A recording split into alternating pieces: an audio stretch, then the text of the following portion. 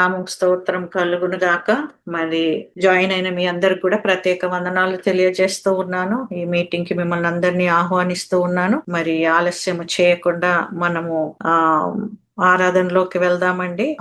మరి సిస్టర్ మన మధ్యలో ఉన్నారు, సిస్టర్ అన్నామణి గారు. మరి స్టార్టింగ్ ప్రేయర్, మీలో ఎవరైనా ప్రేరేపణ ఉన్న వాళ్ళు మరి వాక్యం కొరకు, ఆరాధన కొరకు ప్రార్థించండి. మనము మరి మీటింగ్ ప్రారంభించుకుందాము.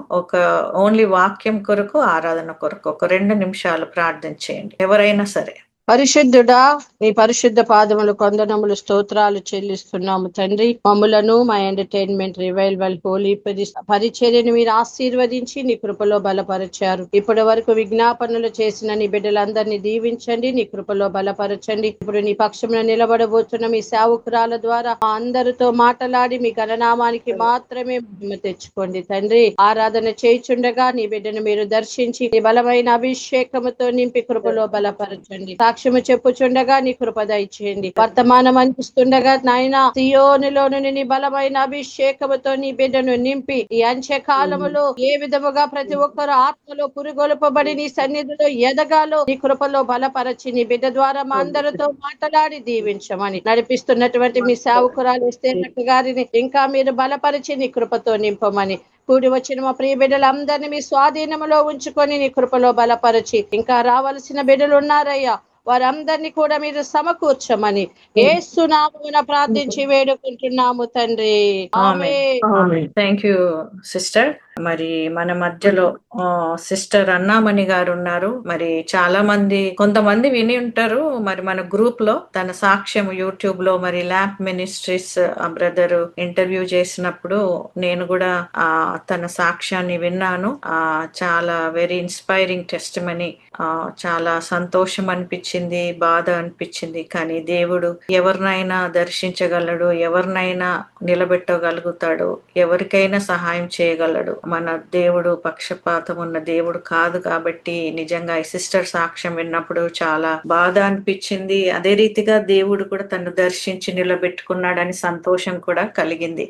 మరి సిస్టర్ ఉన్న గ్రామము నాగలంక మండలం, పాటిల్వారి గ్రామం అంట, కృష్ణా డిస్టిక్. మరి సిస్టర్ మన మధ్యలో ఉండడం చాలా సంతోషకరము. మరి దేవుడు తన జీవితంలో చేసిన అద్భుత కార్యాలు బట్టి మన మధ్యలో షేర్ చేసుకోబోతున్నారు. కాబట్టి మనమందరము ఏకీభవించి మరి ఈ సిస్టర్ ఒక సాక్ష్యాన్ని, మరి పరిశుద్ధాత్మ దేవుడు ఏం మాట్లాడనై ఉంటున్నాడో మనమందరము ధ్యానపూర్వకంగా మనం విందామండి. మరి సమయం ఆలస్యం చేయకుండా సిస్టర్ గారికి అప్పగిస్తున్నాను. సిస్టర్ మరి ఆరాధన, దేవుడు మంచి స్వరం ఇచ్చారు సిస్టర్ కి. మరి ఆరాధన మంచి 2 పాటలు పాడి తన సాక్ష్యము ఒక 20 నిమిషాలు పంచుకొని మిగతా సమయం 40 నిమిషాలు తను వాక్యాన్ని పంచుకుంటారు. మనమందరూ ధ్యానపూర్వకంగా మరి విందామండి.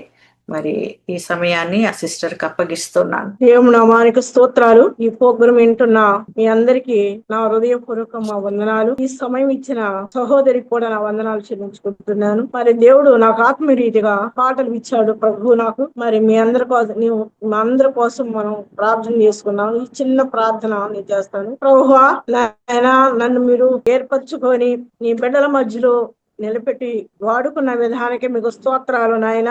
ఎంతమంది అయితే నా సాక్షి వినాలని ఆసక్తితో ఉన్నారు వాళ్ళందరూ నాయన విన్నట్లుగా నీ కృప దయచేయండి.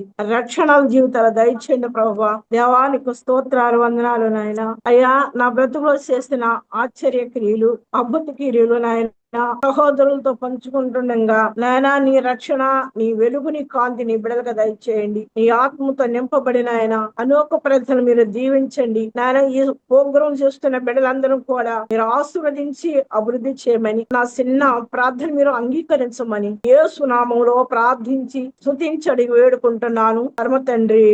ఆమేన్. ఆమేన్. రైట్, పాటలు పాడుకుందామండి. అలంకరించబడిన యేసు రాజా, కనులార నిన్ను చూడనిమ్ము దేవా, అలంకరించబడిన యేసురాజా, కనులార నిన్ను చూడనిమ్ము దేవా. హల్లెలూయా హల్లెలూయా హల్లెలూయా, ఆరాధన ఆరాధన ఆరాధన, హల్లెలూయా హల్లెలూయా హల్లెలూయా, ఆరాధన ఆరాధన ఆరాధన, అలంకరించబడిన యేసురాజా, కనులార నిన్ను చూడనిమ్ము దేవా. సంవత్సరాలు గడసిన నీ దయా కిరీటం ధరింప చెయ్య నిమ్ము దేవా, సంవత్సరాలు గడచిన నీ దయా కిరీటం ధరింప చెయ్య నిమ్ము దేవా. నీవు చేసిన మేళ్లకు ప్రభువా, నీవు చేసిన మేళ్లకు ప్రభువా స్తుతించి కీర్తింతును. హల్లెలూయా హల్లెలూయా హల్లెలూయా, ఆరాధన ఆరాధన ఆరాధన, అలంకరించబడిన యేసురాజా, కనులార నిన్ను చూడనిమ్ము దేవా. పరలోకమైన భూలోకమైన సమస్తము నీ మహిమతో నిండి ఉన్నది. పరలోకమైన భూలోకమైన సమస్తము నీ మహిమ నిండి ఉన్నది. నీ వార్తగా యేసు వార్తగా, నీ వార్తగా యేసు వార్తగా ప్రకటించని ప్రతి స్థలమందు హల్లెలూయా హల్లెలూయా హల్లెలూయా, ఆరాధన ఆరాధన ఆరాధన, అలంకరించబడిన యేసురాజా, కనులార నిన్ను చూడనిమ్ము దేవా. కరించబడిన యేసురాజా, కనులార నిన్ను చూడనిమ్ము దేవా. హల్లెలూయా, దేవుని నామానికి స్తోత్రాలు. దేవుడు మరొక పాట ఇచ్చారు నాకు. నేను 12 గంటలకు, రాత్రి 12 గంటలయింది. నా కలలో ఒక తెల్లటి వస్త్రాలు కట్టుకొని 2 మనుషులు వచ్చారు. ఒక ఆయన పెద్ద ఆయన, ఒక ఆయన చిన్న ఆయన. అయితే ఈ చిన్న ఆయన ఈ పెద్ద ఆయనతో అంటున్నాడు, అయ్యా ఈమె చాలా బాగా పాడుద్ది అయ్యా పాటలు అని ఆయన చెబుతుంటే ఈ పెద్ద ఆయన నన్ను అడుగుతున్నాడు, అమ్మా ఒక పాట పాడు, ఒక పాట పాడమ్మని ఆ కళలో నన్ను అడుగుతున్నాడు. నేనేం పాడాలి అని ఆలోచించుకుంటా, యేసు రాజా నీవు నాతో ఉంటే లోకములో నా ఏది నాకు అక్కరలేదయ్యా. యేసు రాజా నీవు నాతో ఉంటే లోకములో నా ఏది నాకు అక్కరలేదయ్యా. యేసు నీవే నా ప్రాణము, నీవే నా గానము, నీవే నా సర్వము యేసయ్యా. యేసు నీవే నా ప్రాణము, నీవే నా గానము, నీవే నా సర్వము యేసయ్యా. యేసు రాజా నీవు నాతో ఉంటే లోకములో నా ఏది నాకు అక్కరలేదయ్యా. లోకమును చూశాను, లోక ఆశలను చూశాను, ఏది చూసిన ఫలితమేమయ్యా. లోకమును చూశాను, లోక ఆశలను చూశాను, ఏది చూసిన ఫలితమేమయ్యా. మార్గము నీవే, సత్యము నీవే యేసయ్యా. మార్గము నీవే, సత్యము నీవే యేసయ్యా. నిత్య ఆనంద మోక్ష గృహము నీవే యేసయ్యా. నిత్య ఆనంద మోక్ష గృహము నీవే యేసయ్యా. యేసు రాజా నీవు నాతో ఉంటే లోకములో నా ఏది నాకు అక్కరలేదయ్యా.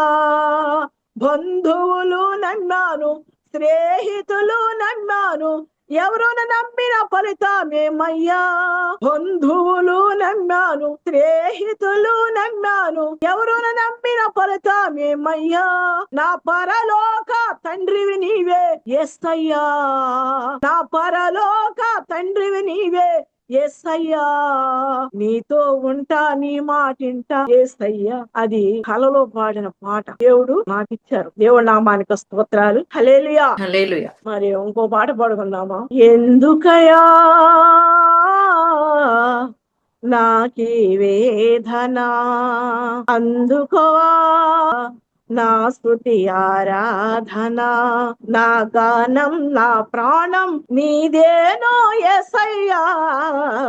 ఎందుకయా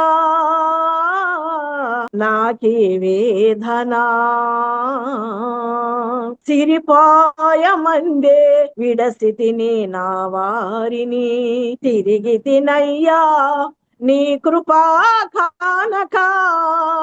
సిరిపాయమందే విడసితిని నా వారిని, తిరిగి తినయ్యా నీ కృపా కానక.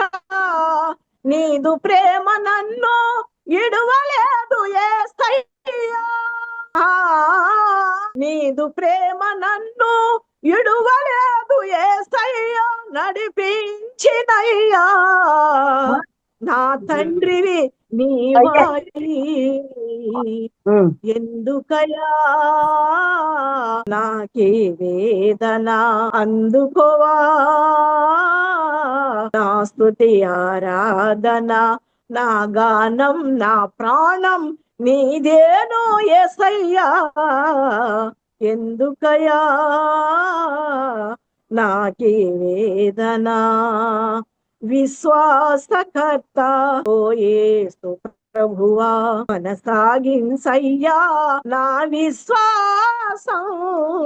విశ్వాసకర్త ఓ యేసు ప్రభువా కొనసాగించయ్యా నా విశ్వాసం. మరువనయ్య నీది పాద సన్నిధిని యేసయ్యా, మరువనయ్య నీది పాద సన్నిధిని యేసయ్యా. ఇడువకయ్య నా చెయ్యా అడవరకు యేసయ్యా. ఎందుకయ్యా నాకీ వేదన, అందుకోవా నా స్తుతి ఆరాధన, నా గానం నా ప్రాణం నీదేనో యేసయ్యా. ఎందుకయ్యా నాకీ వేదన. హల్లెలూయా. దేవుని నామానికి స్తోత్రాలు. మరి నా రక్షణ సాక్ష్యము మీకు చెప్పాలని ఎంతో ఆశతో ఉన్నాను. మాది నాకు చిన్నతనంలో నా తల్లిదండ్రులు పేర్లు, నా తండ్రి పేరు ప్యారియా, నా తల్లి పేరు రాములు, మన్ని పేరు రాములు, మా అక్క పేరు నాగమణి, నా తమ్ముడు పేరు దుర్గారావు, నా పేరు సోవమ్మ. మా తల్లికి మేము నలుగురము బిడ్డలం. అయితే మేము చాలా పేదవారం. మా అమ్మ పాసు పని చేసి మేము నలుగురు బిడ్డల్ని పోషించేది మా తల్లిని. మేము అలాగా పోషించబడతా ఉండేవాడు. మా నాన్నగారు ఏం చేసేవారు. అయితే ఒక రోజున ఒక లంబాడ పిల్ల మా ఇంటికాడే ఒక చెట్టు కింద చనిపోయింది. చనిపోతే ఏమైందో నాకు తెలియదు గాని మా నాన్నగారు మా అమ్మమ్మ వాళ్ళు ఊరు వెళ్ళేవాడు, రైలుకి వెళ్ళేవాడు అన్నమాట. మా నాన్నగారు ఆ రైలు ఎక్కుతమే మరి అక్కడికి వెళ్ళిపోయింది. అని నేను బట్టలు తీసుకొని మా ఊరికి రైలు వచ్చే శివరమాట.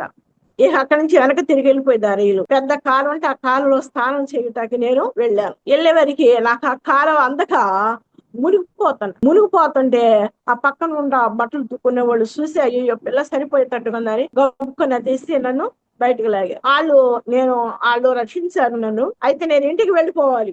వెళ్ళకుండా నేనేం చేశాను, ఈ రైలు ఎక్కితే మా అమ్మమ్మ వాళ్ళు ఊరు వెళ్ళిపోతా నేను అని ఈ రైలు ఎక్కాను. ఆగిన రైలు ఎక్కి ఆ రైలు అమ్మటి ఏ ఊరు వెళ్ళిందో ఏ పట్టణం వెళ్ళిందో నాకైతే తెలియదు కానీ ఒక స్టార్ట్ ఆగింది. ఆగే వరకు ఆ రైల్లోంచి కిందకి దిగి నేను అటు ఇటు దిక్కులుగా చూస్తున్నాను. నాకెవరు కనపడతల్లా. ఏం చేయాలని ఏడుస్తా రైలు కూర్చుంటారు దిమ్మల్లే. ఆ దిమ్మ కింద కొంచెం ఖాళీ ఉంటే ఆ ఖాళీలో వెళ్ళి నేను ఏడుస్తుంటే ఇద్దరు ఆడ మనుషులు వచ్చి ఎవరి నుంచి వచ్చావు అని నన్ను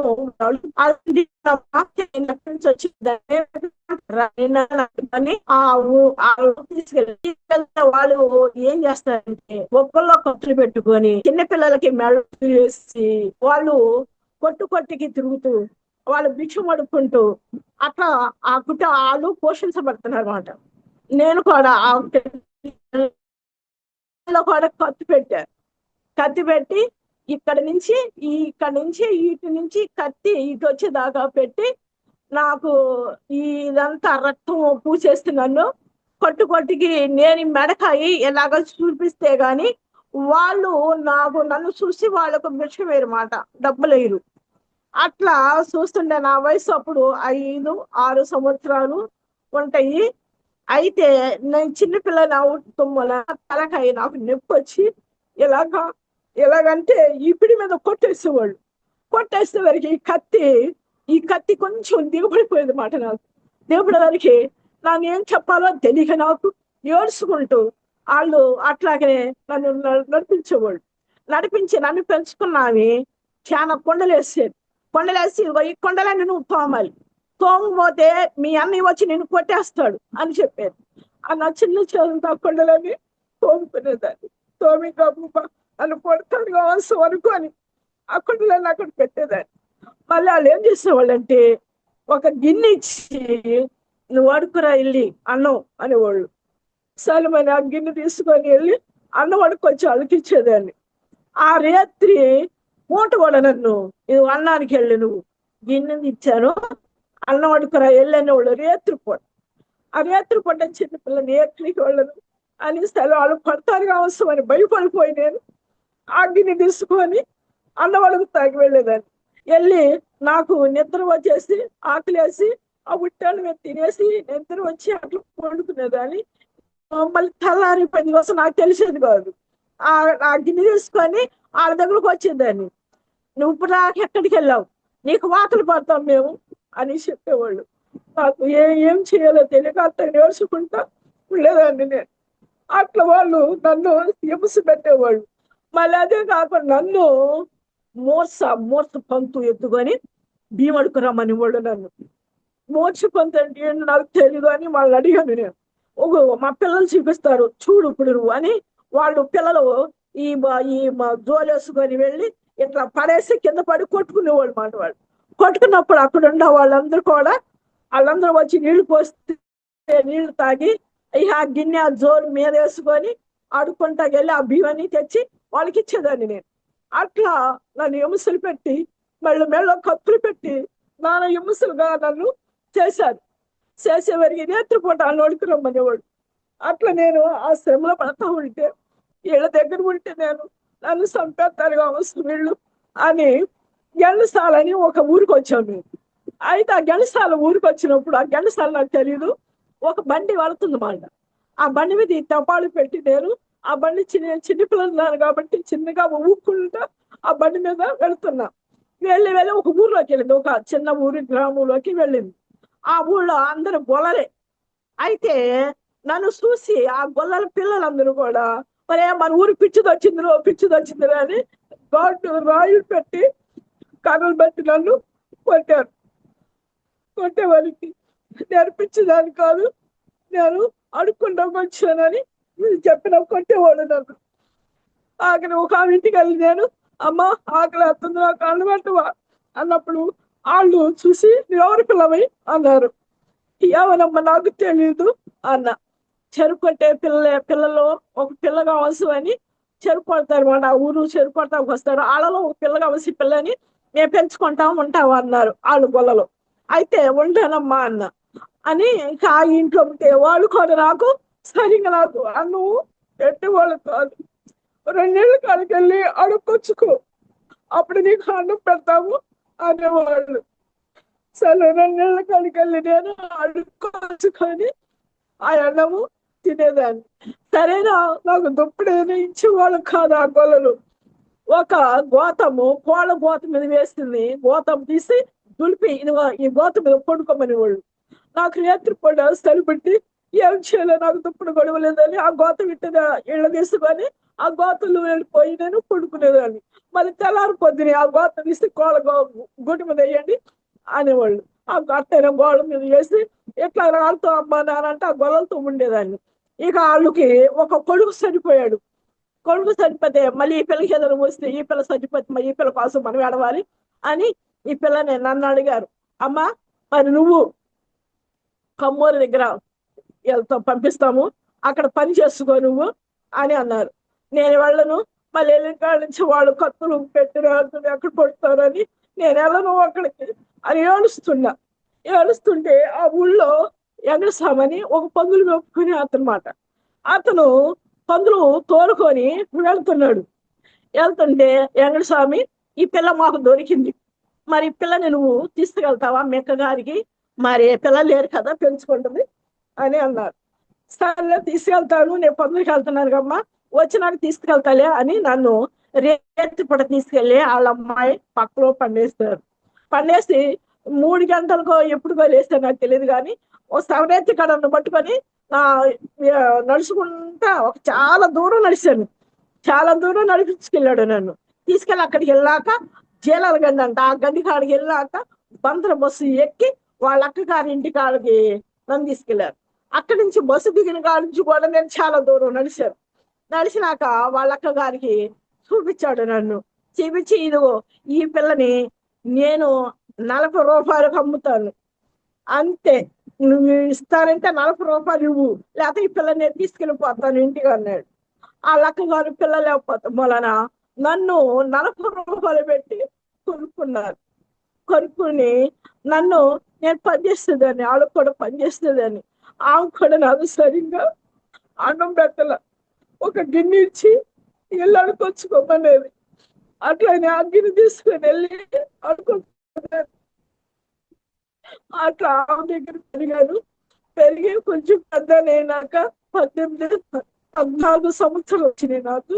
ఆమె ఏం చేసేది, సోదులు చెప్పేది మాట, సోదులు చెప్పుకునేవాళ్ళు వాళ్ళు. అయితే నన్ను కూడా సంచి వేసుకోబోత మీద సోరికి వెళ్దాం పదా అనేది. నేను ఆ సంచిని వాడు వేసుకొని ఆ మమ్మల్ని సోరికి లేదని వెళ్ళి ఆ చెప్పుతామని ఆ బియ్యం అవన్నీ సంచులు పోసుకునేది, ఆ బియ్యం అవన్నీ సంచులు పోసుకునేదాన్ని నేను. అట్లా కొంతకాలం అయినాక నువ్వు కూడా చెప్పు సోరి అంది. నాకు రాదు కదండి, నేను చెబుతున్నాను కదా నువ్వు కూడా చెప్పు అనేది. తను అట్టగానే నేను చిన్నపిల్లప్పుడు ఆ సోది నేర్చుకొని అట్టగానే చెప్తా ఉండేదాన్ని. అట్ట నాకు 14 సంవత్సరాలు వచ్చినాక వాళ్ళ తమ్ముడు కొడుకున్నాడు, ఆయన 10 చదువుకున్నాడు, నాకు చదువు లేదు. అయితే ఈ లక్క గారికి కొంచెం ఉండాలి, మరి ఈ నన్ను చేసుకుంటే కొంచెం వాళ్ళకి ఆస్తి కలిసి వస్తుంది అనుకున్నారు, నాకు తెలీదు. మరి ఆ పిల్లలకి ఇచ్చి నాకు చేశారు, మా ఆయనకి ఇచ్చి నన్ను పెళ్లి చేశారు. మా ఆయనకి ఇచ్చి పెళ్లి చేసినాక మా ఆయన పెళ్లి చేసుకున్నాడు. పెళ్లి చేసుకున్నాక కూడా నన్ను కష్టాలు పాలు చేశారు. ఊడుపులు కలమనేవాడు, సోదులు కలమనేవాడు, మందులు కలమనేవాడు. ఎంతో నా జీవితం కష్టాలు పరువయ్యాను. నేను బాధల్లో కష్టాల్లోనే నేను ఏ సరి తెలుసుకున్నాను. బిడ్డలు లేరు నాకు, అందరికి బిడ్డలు కలిగారు, నాకు బిడ్డలు లేరు. ఈ బాధలు ఎలాంటి పడాలి కలిసి నేను ఏడుచుకుంటుంటే మా ఆడపడు సుఖాన్ని దేవుడు నమ్ముకుంటే అప్పుడు నేను కూడా వదినా నేను కూడా దేవుడు నమ్ముకుంటే ఏసై నాకు బిడ్డలు ఇస్తాడు కదంటే ఇస్తాడమ్మా తప్పకుండానే అన్నాను. అప్పుడు నేను ఏసై నమ్ముకొని ప్రార్థన చేసేదాన్ని. భర్త చేసుకున్న కూడా ధ్యానం చేసేదాన్ని. ధ్యానం చేసుకుంటా ఒక రోజున ఒక ఊరు వెళ్ళి శుక్రవారం ఉపవాసుండి నేను పాలన చేసుకునేదాన్ని ఎక్కువ. నేను బేరానికి వెళ్ళి ఒక దుక్కు తినేశారు, కాళ్ళు అట్లాగే ఆ బేరం చేసుకొని కాళ్ళకి చెప్పులు పడలేము, ఆ బేరం చేసుకొని మరి వచ్చి ఇంటికి వచ్చి నా భర్తకి అన్నముడి పెట్టి మరి గబగబు నేను ప్రార్థనకి వెళ్ళాలని వెళ్తే తాను ఉండమంటే నేను కాళ్ళు కాలిపోతా నడుచుకుంటా వెళ్ళేదాన్ని. ప్రార్థనకి వెళ్ళి ప్రార్థన చేసుకుని మళ్ళీ కాళ్ళు కాలుకుంటూ ఇంటికి వచ్చి ఒక రోజున నేను ఏసైని సిలువుని కొనుక్కొని ఆ సిలువుని పట్టుకొని ఏడుస్తున్నాను.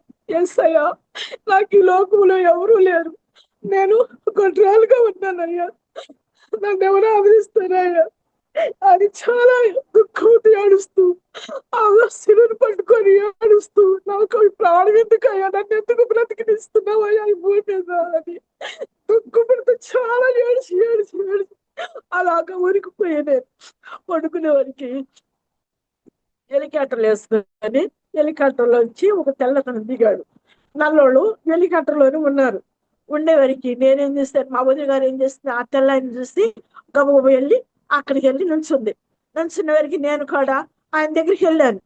వెళ్ళి, అయ్యా నేను ఆ హెలికాప్టర్ ఎక్కుతాను అని అడుగుతున్నాను. నా భర్త అక్కడ పక్క నుంచొని నా కళ్ళలో అడుగుతున్నాను, ఆ హెలికాప్టర్ ఎక్కుతాను అయ్యా నేను అంటుంటే నా భర్త అక్కడ నుంచొని, వద్దయ్యా ఎక్కించొద్దు అన్నాడు ఆయన. ఈ నల్లోళ్ళు ఏం చేస్తున్నారు, రామ్మా నేను ఎక్కించుకుంటావు రా అంటున్నారు ఈ నల్లోళ్ళు. నేను ఇతను అడుగుతుంటే అయ్యా హెలికాప్టర్ ఎక్కుతానయ్యా అంటే, అప్పుడు ఈ ఈ తెల్లైన ఆ నల్లోళ్ళంతా చూసి, మీరు ఎందుకు కేకేస్తున్నారు ఈవికి ఇంకా సమయం ఉంది, మీరు కేకేవద్దు అన్నాడు. ఆ కలగని పైకి వేసి, నాకు ఈ కళ వచ్చిందని సహోదరి దగ్గరికి వెళ్ళి, ఏంటమ్మా ఈ కళ వచ్చింది నాకు చెప్పంటే, అన్నామని మన దేవుడు ఎట్లా చేస్తున్నావు, ప్రార్థన వింటాడు మన దేవుడు, మరి పిచ్చి ప్రార్థన చేసుకు మాకు నువ్వు, దేవుడు ఆశించేవాడు, ఆరోగ్యం ఇచ్చేవాడు అన్నాడు. అందరూ సెలవు నేను ప్రార్థన చేసుకుంటూ నేట్లాగా ఉంటున్నారు, ప్రభా మరి నాకు ఒక బిడ్డని నాయన, మరి ఈ లోకంలో గొడ్రాలుగా ఉన్నాడు, మరి అత్తమ్మవారు కూడా, మరి ఆడవలసిన కూడా నేను గొడ్రాలు అంటున్నారు, నేను ఒక పిచ్చిదాని అంటున్నారు అయ్యా ఈ లోకంలో. మా మామగారు అయితే ఇది పిచ్చి దక్కి దేశంలో పోయింది అన్నాడు. అయినప్పటికీ నేను బాధపడకుండా ప్రార్థన చేసుకుంటూ దేవుడి సన్నిధిలో నేను ఉన్నాను. అంటే దేవా నాకు ఒక బిడ్డనివ్వయ్యా, ఒక బిడ్డనివ్వయ్యా నేను ప్రార్థన చేస్తున్నప్పుడు ఆయన దేవుడు నాకు ఒక ఆడపిల్లని నాకు దయచేశాడు.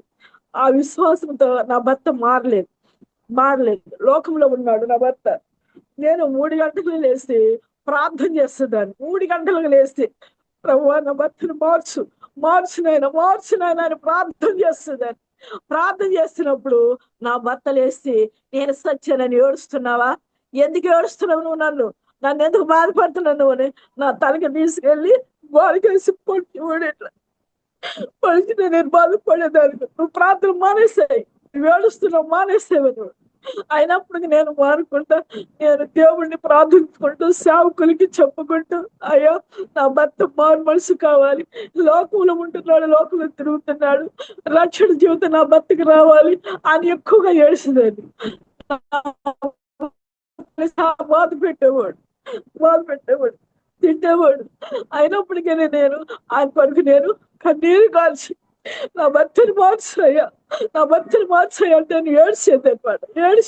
ఏడ్చినాక దేవుడు ఒక రోజున మాట్లాడాడు. దేవుడు ఒక రోజు మాట్లాడి, నా కుమారుడా నా సేవ చేయని దేవుడు పలికాడు. అయ్యా నేను ఈ సేవ చేయను అంటే నా భర్త 20 సంవత్సరాలు దేవుడికి దూరంగా ఉన్నాడు. నా కన్నీరు విడిచి దేవా నీ సేవ చేయాలి, నీ పరిచయం చేయాలి నాయన, నువ్వే మార్గం తర్వాత నువ్వు మాట్లాడాలి నాయన. తన ఉండే మరి గ్రామము చాలా నెట్వర్క్ ప్రాబ్లమ్స్ ఉన్నాయి. మీరు కొంచెం ఓపిక పట్టండి, మళ్ళా జాయిన్ అవుతారు. చాలా కష్టంగా ఇంతసేపు చెప్పడం కూడా దేవుడి యొక్క కృపనే, ఎందుకంటే నెట్వర్క్ ఇష్యూస్ ఉన్నాయి. కొంచెం ఓపిక పట్టండి, షీ విల్ రీజాయిన్ అన్నమాట, మళ్ళీ జాయిన్ అవుతారు. దేవుడు నామానికి స్తోత్రాలు. మరి ఈ రీతిగా దేవుడు ఆ భర్తను కూడా మంచి సేవకుడిగా, మంచి దైవజనుడిగా చేశాడు. మరి నేను కూడా దేవుడు నాకు బిడ్డనిచ్చాడు. ఇల్లు వాకి లేక మేము చాలా బాధపడేవాళ్ళం, పొట్ల మీద పడుకునేవాళ్ళము. దేవుడా యేసయ్యా నాకు ఒక ఇల్లు ఇస్తే ఆ ఇంటి మీద నేను ఒక మందిరం వేసుకుంటానయ్యా అని ప్రార్థన చేశారు. ప్రార్థన చేసినాక దేవుడు జగనన్న కాలనీ, నాగలంకలో జగనన్న కాలనీలో మాకు ఇల్లు ఇచ్చారు. ఇల్లు ఇచ్చినాక అది పునాది వేయబడింది. పునాది వేసినప్పుడు ఎవరు రాలేదు. రాకపోయేవారికి నేను ఒక్కదాన్ని వచ్చి ఆ పునాది దగ్గర వేడుచుకునేదాన్ని, అయ్యా ఇక్కడ నీ మందిరం వేయబడాలయ్యా, ఈ మందిరం కట్టబడాలి, నేను నీ మందిరంలో ఉండి నేను కలిగి పెట్టాలి, వేడవాలి, ఉంటానయ్యా, అదొక మంది రక్షించుకోవాలయ్యా అయ్యా అని. ఈ సమయం ఇచ్చినటువంటి దేవాది దేవునికి నా హృదయపూర్వకమైన వందనాలు. ఓకే, అవకాశం ఇచ్చినటువంటి మరి end time revival holy spirit ministry నడిపిస్తున్నటువంటి అక్క గారికి నా ప్రత్యేకమైన వందనాలు. షేరున్న జాయిన్ అయిన ప్రతి ఒక్కరికి కూడా నా ప్రత్యేకమైన వందనాలు చెల్లిస్తున్నాను. ఈ అవకాశం ఇచ్చినటువంటి దేవాది దేవునికి కూడా నా హృదయపూర్వకమైన వందనాలు చెల్లిస్తున్నాను. మరి దేవుని యొక్క వాక్యము చెప్పడానికి చక్కటి అవకాశాన్ని దేవుడు నాకు అనుగ్రహించినందుకు మరొకసారి దేవాది దేవునికి వందనాలు చెల్లిస్తున్నాను. నెట్ ప్రాబ్లం ఉండడం ద్వారా మరి యొక్క అవకాశాన్ని దేవుడు మనకు అనుగ్రహించాడు కనుక దేవుని యొక్క వాక్యంలోనికి కొద్ది నిమిషాలు చెప్పమన్నారు కనుక ఈ యొక్క వాక్యాన్ని మనం పంచుకుందాం. పేతురు రాసిన మొదటి పత్రిక 1వ అధ్యాయంలో 5వ వచనాన్ని చదువుకొని ముందు కార్యక్రమానికి వెళ్దాం. కడవరి కాలమందు బయలుపరచబడుటకు సిద్ధముగానున్న రక్షణ మీకు కలుగునట్లు విశ్వాసము ద్వారా దేవుని శక్తి చేత కాపాడబడు మీ కొరకు ఆ స్వచ్ఛము పరలోకమందు భద్రపరచబడి ఉన్నది. ఇందువలన మీరు మిక్కిలి ఆనందించు వారును గాని అవసరమును బట్టి నానా విధములైన శోధనల చేత ప్రస్తుతము నా కొంచెము కాలము మీకు దుఃఖము కలుగుచున్నది. నశించిపోవు సువర్ణము అగ్ని పరీక్ష వలన పరిశుద్ధపరచబడుచున్నది. దేవుని యొక్క వాక్యం మనకి సెలవిస్తుంది, కడవరి కాలమందు బయలుపరచబడుటకు సిద్ధముగానున్న రక్షణ అని చూడగలుగుతున్నాం. ఇవి కడవారి కాల దినాలు, సమీప దినాలు, దేవుడు రాబోతున్నటువంటి సమీప దినాలు అని మనకి గుర్తు చేసుకోవచ్చు. ఎందుకంటే ఈ అంచకాల దినాలలో పరిశుద్ధాత్మ దేవుడు అనేక మందిని లేపి పరిశుద్ధాత్మ ద్వారా నడిపిస్తున్నాడు. మనం చూస్తున్నాం సోషల్ మీడియాలో కానీ, ఫేస్బుక్లో కానీ, యూట్యూబ్లో కానీ అద్భుత కార్యాలు, స్వస్థత కార్యాలు ఎందుకు ఎక్కువ జరుగుతున్నాయనంటే కడవరి కాలమందు మనం ఉన్నాం, చివరి దినాలలో ఉన్నాం, సమీప దినాలలో ఉన్నాం.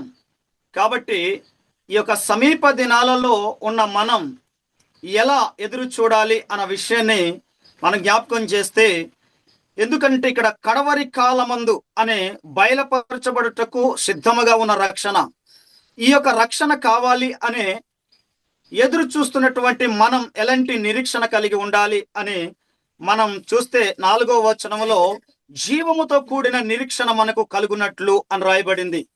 జీవముతో కూడిన నిరీక్షణ కలిగి మనం ఎదురు చూడాలి అని దేవుని యొక్క వాక్యం సెలవిస్తుంది. చాలా మంది మనం జీవముతో కూడిన నిరీక్షణలోనికి రాలేకపోతున్నాం. జీవముతో కూడిన నిరీక్షణ ఎవరైతే కలిగి ఉంటారో వారు మాత్రమే కడవరి కాలమందు ప్రకటించబడుతున్నటువంటి ఈ యొక్క రక్షణను వారు పొందుకుంటారు. పరలోకములో భద్రపరచబడినటువంటి యొక్క పరలోకాన్ని వారు స్వతంత్రించుకుంటారని దేవుని యొక్క వాక్యం సెలవిస్తుంది. మరి దేవుని యొక్క వాక్యం మనకి తెలియపరుస్తుంది ఏంటంటే, వినుట వలన విశ్వాసం కలుగును అని దేవుని యొక్క వాక్యాన్ని మనం చూస్తాం. క్రీస్తును గురించిన మాట వలన కలుగును అని ఈ రోజున దేవుని యొక్క వాక్యం మనకు హెచ్చరిస్తుంది. నిరీక్షణ అనగా వేచి చూడడం, ఎదురు చూడడం. ఆత్మీయ జీవితంలో గుడ్డితనము కలగజేస్తున్నాడు బలంగా సాతానుడు. ఆత్మీయ నేత్రాలు మూయబడుతున్నాయి, ఆత్మీయ జీవితం కూల్చివేయబడుతుంది. సంఘాలలో ఆత్మీయంగా నిలబడలేకపోతున్నారు. గల కారణం ఏంటంటే జీవముతో కూడిన నిరీక్షణ ఉండకపోవడం ద్వారా ప్రార్థన లేని జీవితముగా సంఘాలలో కుంటిపడిపోతున్నాయి. సేవ కుంటిపడిపోతుంది. ఆత్మీయ జీవితంలో ఎదగలేకపోతున్నాం. ఈ కడవరి కాల దినాలలో పరిశుద్ధాత్మ దేవుడు ఎంతో బలంగా పనిచేస్తున్నప్పటికీ ఏర్పరచబడిన వారి సహితము కూడా అపవాది చాలా బలంగా పనిచేస్తూ వెళుతున్నాడు. కనుక ఈ యొక్క నిరీక్షణ అన్నది, సపోజ్ మనము ఎక్కడికైనా వెళ్ళాలి అనుకుంటే, ప్రయాణం చేయడానికి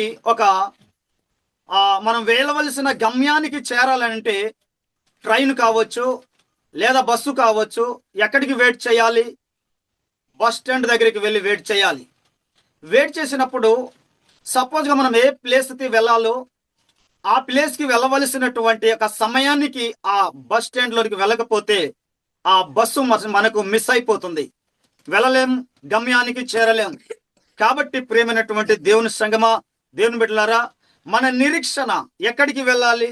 మన సంపద ఏంటంటే పరలోక ఆ స్వచ్ఛము కావాలంటే ఇదిగో ఇప్పుడే ప్రకటించబడుతున్నటువంటి స్వార్థ, ప్రకటించబడుతున్నటువంటి ఈ యొక్క వాక్యం విత్తబడుతున్నది. కాబట్టి గొడలి వేరు చెట్టున ఇప్పుడు ఉంచబడి ఉన్నది అని యోహాను భక్తుడు చెప్తాడు. ఇప్పుడే రక్షణ పొందండి, మారు మనసు పొందండి అని. అయితే ఇక్కడ మనం చూడవలసింది ఏంటంటే నిరీక్షణ, ఎలాంటి నిరీక్షణ కలిగి ఉన్నాం, నిరీక్షణ ఎటువంటి నిరీక్షణతో కలిగి చూస్తున్నాం. ఈ నిరీక్షణ మనం ఒక గమ్యానికి వెళ్ళాలనుకుంటేనే ఆ సమయానికి చేరి, సమయానికి వెళ్ళి బస్సు ఎక్కి వెళ్ళవలసిన ప్లేస్లోనికి క్షేమంగా చేరుకుంటున్నాం, వెళ్ళగలుగుతున్నాం. ఎందుకు వెళ్ళగలుగుతున్నాం అంటే సమయానికి అక్కడికి వెళ్ళాం కాబట్టి ఆ నిరీక్షణతో వేచి అక్కడ వెయిట్ చేసి ఉన్నాం కనుక వెళ్ళగలుగుతున్నాం. ఈ రోజున ఈ కడవరి కాల దినాలలో దేవుడు రాబోతున్నటువంటి సమీప దినాలలో ఆలస్యం చేయక వచ్చుచున్నానని దేవుడు ప్రకటిస్తున్నాడు. కానీ ఆత్మీయ జీవితంలో మనం నిలబడలేకపోతున్నాం, ఆత్మీయ జీవితాన్ని కట్టుకోలేకపోతున్నాం.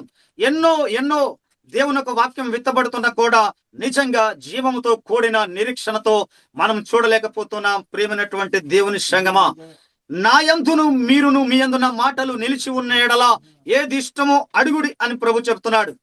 కాబట్టి ఈ నిరీక్షణ ఎప్పుడు అంటే దేవునిలో మనం ఉన్నప్పుడు, దేవుని మాటలు మన యందు ఉన్నప్పుడు మనము నిరీక్షణతో, ప్రార్థనతో, భక్తితో, విశ్వాసముతో, నమ్మకముతో ఎన్ని శోధనలైనా, ఎన్ని శ్రమలైనా, ఎన్ని కష్టాలైనా, ఎన్ని ఇబ్బందులైనా ప్రభు కోసము మాత్రమే నిలబడతాను అని ఒక నిరీక్షణతో వేచి చూస్తాడు. ఎందుకంటే ఈ లోకం మనది కాదు, ఈ భూమి మనది కాదు, మనం ధరించుకున్న శరీరము మనది కాదు, మనం ఉంటున్న గృహాలు మనవి కాదు. కాబట్టి ఒక రోజున మనకి స్వచ్ఛమైన ప్రదేశము, ఆ స్వచ్ఛమైన పరలోకం భద్రపరచబడి ఉన్నది గనుక అక్కడికి వెళ్ళాలి, అక్కడికి చేరాలి అనుకుంటే ఇప్పుడే మనము రక్షణ పొందుకొని ఉండాలి అని దేవుని యొక్క వాక్యము సెలవిస్తుంది. మన నిరీక్షణ దేవుని యొక్క వాక్యము విత్తబడుతుంది, అక్కడికి వెళ్ళాలి. దేవుని యొక్క సంఘం ఎక్కడ కూడుకుంటున్నారు అక్కడికి వెళ్ళాలి. ఈ రోజున నిరీక్షణ అన్న దాని గురించి ఎవరు కూడా సరిగా పట్టించుకోవటం లేదు, ఎవరు కూడా సరిగా భక్తి కలిగి జీవించటం లేదు, ప్రార్థనను చేయలేకపోతున్నారు, దేవుని సన్నిధిలో నడవలేకపోతున్నారు, ఆత్మీయంగా ఎదగలేకపోతున్నారు. గల కారణం ఏంటంటే నిరీక్షణ లేదు. నిరీక్షణ కలిగి మనము ఉండాలి అంటే మనము భయభక్తులు కలిగి జీవించాలి, దేవునిలో నమ్మకంగా ఉండాలి, ప్రార్థన జీవితాన్ని కలిగి ఉండాలి, భక్తి కలిగి జీవించాలి. అందుకే మనం ఒక నిరీక్షణ ఈ కడవరి కాల దినాలలో ఎందుకు సాతానుడు బలంగా పనిచేస్తున్నాడు అని అంటే మనకి దేవుని యొక్క వాక్యం సెలవిస్తుంది. నశించిపోతున్నాం, దేవుని శక్తి చేత నడిపింపబడలేకపోతున్నాం, దేవుని చేత కాపాడబడుతూనే ఉన్నాం. ఎన్నో సార్లు దేవుడు కాపాడుతూనే ఉన్నాడు. కానీ ఆ యొక్క పరలోకం మాత్రం మనం ఖచ్చితంగా కోల్పోతాం. ఎందుకంటే ప్రభు అన్న వారు పరలోకములో ప్రవేశించలేరు, కానీ తండ్రి చిత్త ప్రకారంగా ప్రవర్తించువారు మాత్రమే పరలోకానికి ప్రవేశిస్తారు అని చెప్పాడు.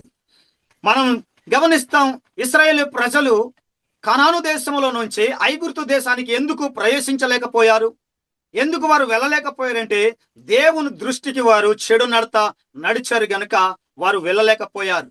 ఒక కాలేబు మాత్రమే, యెహోషువ మాత్రమే అక్కడికి వెళ్ళగలిగినట్లుగా మనం చూస్తాం. కాలేబు ఒక మంచి మనసు గలవాడిగా దేవుని దృష్టిలోనికి కనబడుతున్నాడు. మనం గమనిస్తాం. ప్రేమైన దేవుని సంగమా, దేవుని బిడ్డలారా, మరి నతానుయేలు గురించి దేవుడు సాక్ష్యం ఇస్తున్నాడు. నతానుయేలు హృదయములో ఏ కపటము లేదని దేవుడే సాక్ష్యం ఇస్తున్నాడు. ఇటు రీతిగా మనలో ఎటువంటి సాక్ష్యాన్ని మనం కలిగి ఉంటున్నాం? దేవుని యొక్క సంఘముగా, దేవుని యొక్క సేవకులుగా, దేవుని యొక్క సంఘ సభ్యులుగా మనలో ఎటువంటి సాక్ష్యము దేవుని దృష్టికి కనబడుతుంది? ఎటువంటి నిరీక్షణ కలిగి దేవుని సన్నిధిలో కనిపెట్టేవారిగా ఉన్నాం? ఎలాంటి నిరీక్షణతో దేవుని కొరకు వేచి చూస్తున్న వారిగా మనం ఉంటున్నాం? నిజంగా దేవుని కోసం గనుక మనం వేచి చూడగలిగితే, దేవుని కొరకు గనుక ఆత్మీయ ద్వారాలు, ఆత్మీయ కళ్ళు తెరవబడితే, ఆత్మీయ జీవితం తెరవబడితే మనం పరలోకాన్ని దక్కించుకుంటాం. ఈ రీతిగా దేవుని యొక్క వాక్యం సెలవిస్తుంది. హెబ్రీలకు రాసిన పత్రికలో మనం చూస్తాం 11వ అధ్యాయంలో 1వ వచనములో మనకి వాక్యం సెలవిస్తుంది. ఏమని సెలవిస్తుంది అంటే ఒకసారి వాక్యాన్ని చూసి చదువుదాం. హెబ్రీలకు రాసిన పత్రిక 11వ అధ్యాయం 1వ వచనాన్ని విశ్వాసం అనేది నిరీక్షింపబడు వాటి యొక్క నిజ స్వరూపం. విశ్వాసం అన్నది దేనిని గురించి మనం ఈ యొక్క విశ్వాసం అన్నది రోమీలకు రాసిన పత్రికలో మనకందరికీ తెలుసు 10వ అధ్యాయములో 17వ వచనములో విశ్వాసం అన్నది వినుట వలన క్రీస్తును గూర్చిన మాట వలన కలుగును అని చెప్పాడు. ఎన్నో విషయాలు మనం వింటాం, ఎన్నో మాటలు వింటాం, ఎన్నో విషయాలు మనం వింటూనే ఉంటాం. కానీ క్రీస్తును గూర్చిన మాటను వింటూ నిరీక్షణతో భయభక్తులు కలిగి దేవుని సన్నిధిలో నుంచి మనం కనిపెట్టలేకపోతున్నాం. ఏదైనా చెడ్డ మాట విన్నప్పుడు దాన్ని సంధిస్తాం, దాన్ని తీసుకుంటాం, హృదయంలో ఉంచుకుంటాం. దేవుని యొక్క మాటని మాత్రం మన హృదయంలో ఉంచుకోము. విశ్వాసం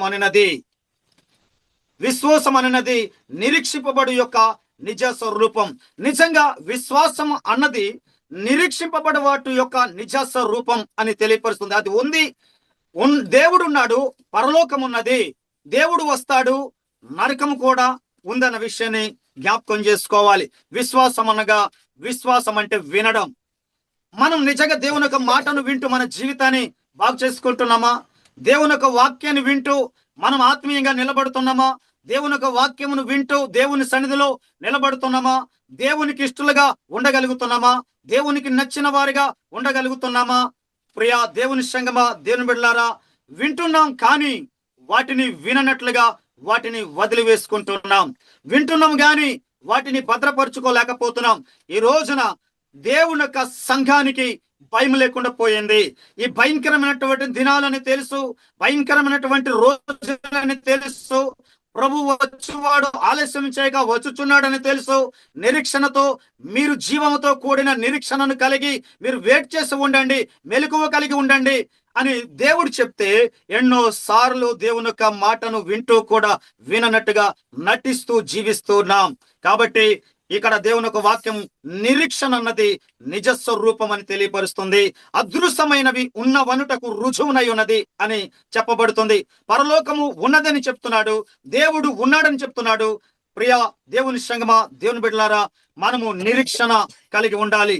నిరీక్షణ. ఒక రోజున దేవుడు లేడని మనము అనుకున్నా గాని ఒక రోజున దేవుడు కనబడతాడు. పరలోకము లేదని మనం అనుకోవచ్చు కానీ ఒక రోజున పరలోకము కనబడుతుంది. రెండు కళ్ళుతో ఈ లోకములో మనం బ్రతికున్నప్పుడు ప్రభుని తెలుసుకోకుండా, ప్రభు వాక్యానికి భయపడకుండా, దేవుని సంధిలో నమ్మకంగా ఉండకుండా మనకి ఇష్టం వచ్చినట్టుగా మన జీవితాన్ని గడుపుకుంటూ ఉంటాం. ఒక రోజున కళ్ళు మూయబడితే గాని పరలోకము కనబడదు, కళ్ళు మూస్తే గాని దేవుడు కనబడడు. ఒకప్పుడు మనం ఈ లోకములో దేవుడు ఉన్నాడు అని నమ్ముకొని మనం బ్రతకగలిగితే, దేవుని మాటకి లోబడి జీవించగలిగితే, అక్కడ దేవుడు కనబడితే, పరలోకము కనబడితే మనకెంతో గొప్ప భాగ్యం. ఒకవేళ కనుక ఈ లోకములోనే దేవుడు లేడని మనం విర్రవీగుతూ దేవుని వాక్యానికి భయపడకుండా జీవిస్తే, దేవుడు కనబడితే, నరకం కనబడితే చాలా నష్టపోయేటటువంటి ఘోరమైన స్థితిలోనికి వెళ్ళిపోవలసినటువంటి అవసరత ఉన్నది. కాబట్టి మనం బ్రతికుండగానే దేవుని యొక్క వాక్యం చెప్తుంది, విశ్వాసం అన్నది నిరీక్షింపబడి వాటి యొక్క నిజ స్వరూపమై ఉంది. కాబట్టి అదృశ్యమైన ఉన్న వాటిని రుజువునై ఉన్నదని చెప్తున్నాడు. ఉన్నాడు దేవుడు, పరలోకం ఉన్నది అనే ఒక రుజువై ఉన్నది. ఈ నిరీక్షణతో వేచి చూడండి. ఈ నిరీక్షణతో మీరు ప్రయాసతో చూడండి. ఈ నిరీక్షణతో ఒక భారంతో చూడండి. ఈ నిరీక్షణతో మెలకువతో చూడండి అని దేవుడు సలవిస్తున్నాడు, తెలియపరుస్తున్నాడు. ఈ నిరీక్షణ ఎటువంటిది అంటే, ఈ నిరీక్షణ మనలను సిగ్గుపరచదు, ఈ నిరీక్షణ మనలను వేదనపరచదు, ఈ నిరీక్షణ మనలను అవమానపరచదు. కానీ ఈ నిరీక్షణ సమాధానాన్ని ఇస్తుంది, ఈ నిరీక్షణ సంతోషాన్ని ఇస్తుంది, ఈ నిరీక్షణ మనకు జీవాన్ని ఇస్తుంది. దేవునికి స్తోత్రం, హల్లెలూయా. కాబట్టి అందుకే విశ్వాసముతో కూడినటువంటి ఈ యొక్క నిరీక్షణ కలిగి మనం ఉండాలని దేవుని యొక్క వాక్యము సెలవిస్తుంది. ఈ నిరీక్షణ మనకు లేకపోతే, జీవముతో కూడిన నిరీక్షణ మనతో లేకపోతే, జీవముతో కూడిన నిరీక్షణను కలిగి మనం జీవించకపోతే మనం పరలోకములోనికి వెళ్ళలేము, నరకానికి వెళుతాము అని దేవుని యొక్క వాక్యము మనకి సెలవిస్తుంది. కాబట్టి రోమీయులకు రాసిన పత్రికలో మనకి 15వ అధ్యాయములో ఒక మాట రాయబడింది. 13వ వచనాన్ని జ్ఞాపకం చేసుకుందాం. 15వ అధ్యాయం 13వ వచనాన్ని ఒకసారి చదువుకుందాం. కాగా మీరు పరిశుద్ధాత్మ శక్తి పొంది విస్తారముగా నిరీక్షణ గల వరగుటకు నిరీక్షణ కర్తయగు దేవుడు విశ్వాసము ద్వారా సమస్త ఆనందమును సమాధానమును మిమ్మును నింపునుగాక అన్నాడు. అంటే ఈ యొక్క నిరీక్షణ మనకేమిస్తుంది అన్న విషయాన్ని ఇక్కడ మనం వింటున్నాం. కాగా పరిశుద్ధాత్మ శక్తి పొంది అన్నాడు.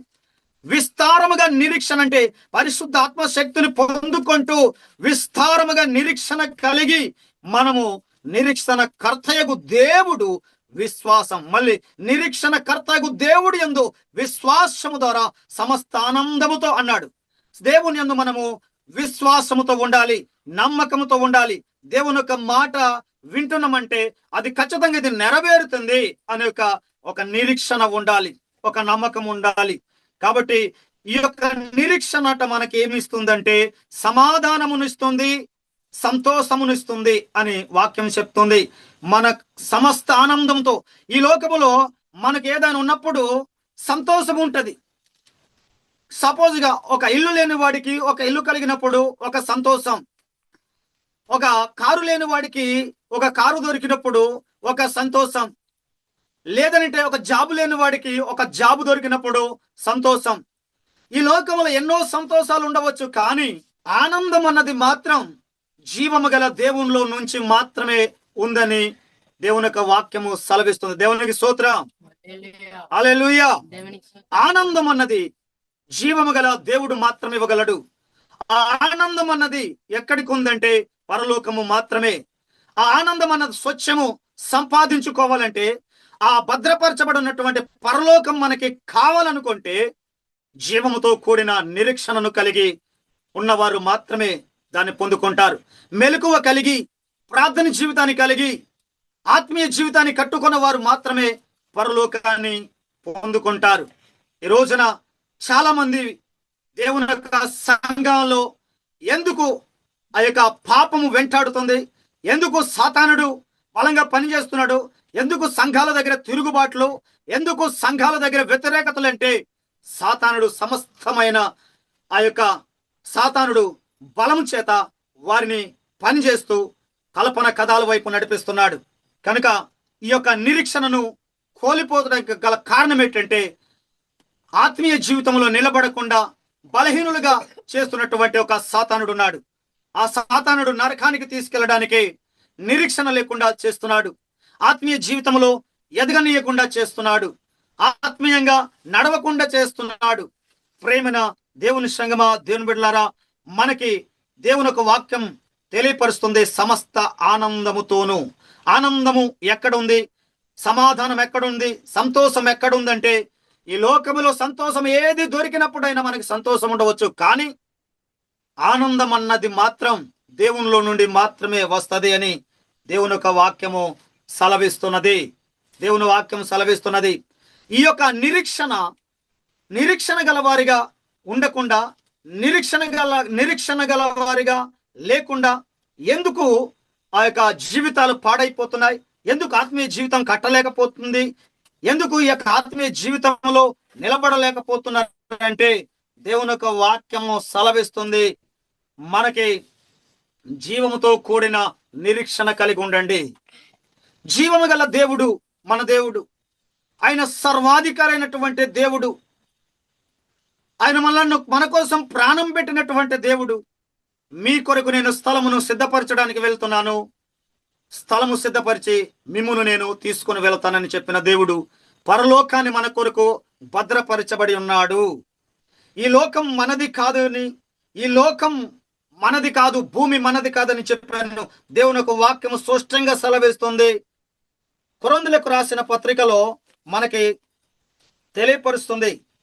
2వ కొరింథీ 5వ అధ్యాయములో మనం చూస్తే మనం నిరీక్షిస్తున్నాం ఈ భూమి మీద మనకు అన్ని ఉన్నాయి, ఈ భూమి మీద ఉన్న సంపద మనకి కావాలి, ఈ భూమి మీద ఉన్నదే మనకి ఇదే గొప్పతనం అని అనుకుంటున్నాం చాలా మందిని. కానీ దేవుని యొక్క వాక్యం సెలవిస్తుంది, ఈ లోకము నీది కాదురా బాబు, ఈ లోకము నిలవరణమైన పట్టణము కాదని దేవుడు తెలియపరుస్తున్నాడు. భూమి మీద మన గూడారమైన ఈ నివాసము శిథిలమైపోయినను దేవుని చేత శిథిలమైపోయినను చేతి పని కాక దేవుని చేత కట్టబడి ఉన్నది. అంటే మనకి దేవుని వాక్యం సెలవిస్తుంది, ఈ లోకము మనది కాదు, ఈ గూడారం ఒక రోజున శిథిలమైపోతుంది, కానీ దేవుని చేత కట్టబడి ఉన్నది. అదేంటంటే నిత్యమైనది నివాసము ఎక్కడ ఉంది? పరలోకము మనకున్నదని దేవుడు సెలవిస్తున్నాడు. హల్లెలూయా. ఈ భూమి నీది కాదు, ఈ ఆస్తులు నీవి కాదు, నీ కుటుంబము నీ వారి కాదు, నీ రక్త సంబంధులు నీ వారి కాదు.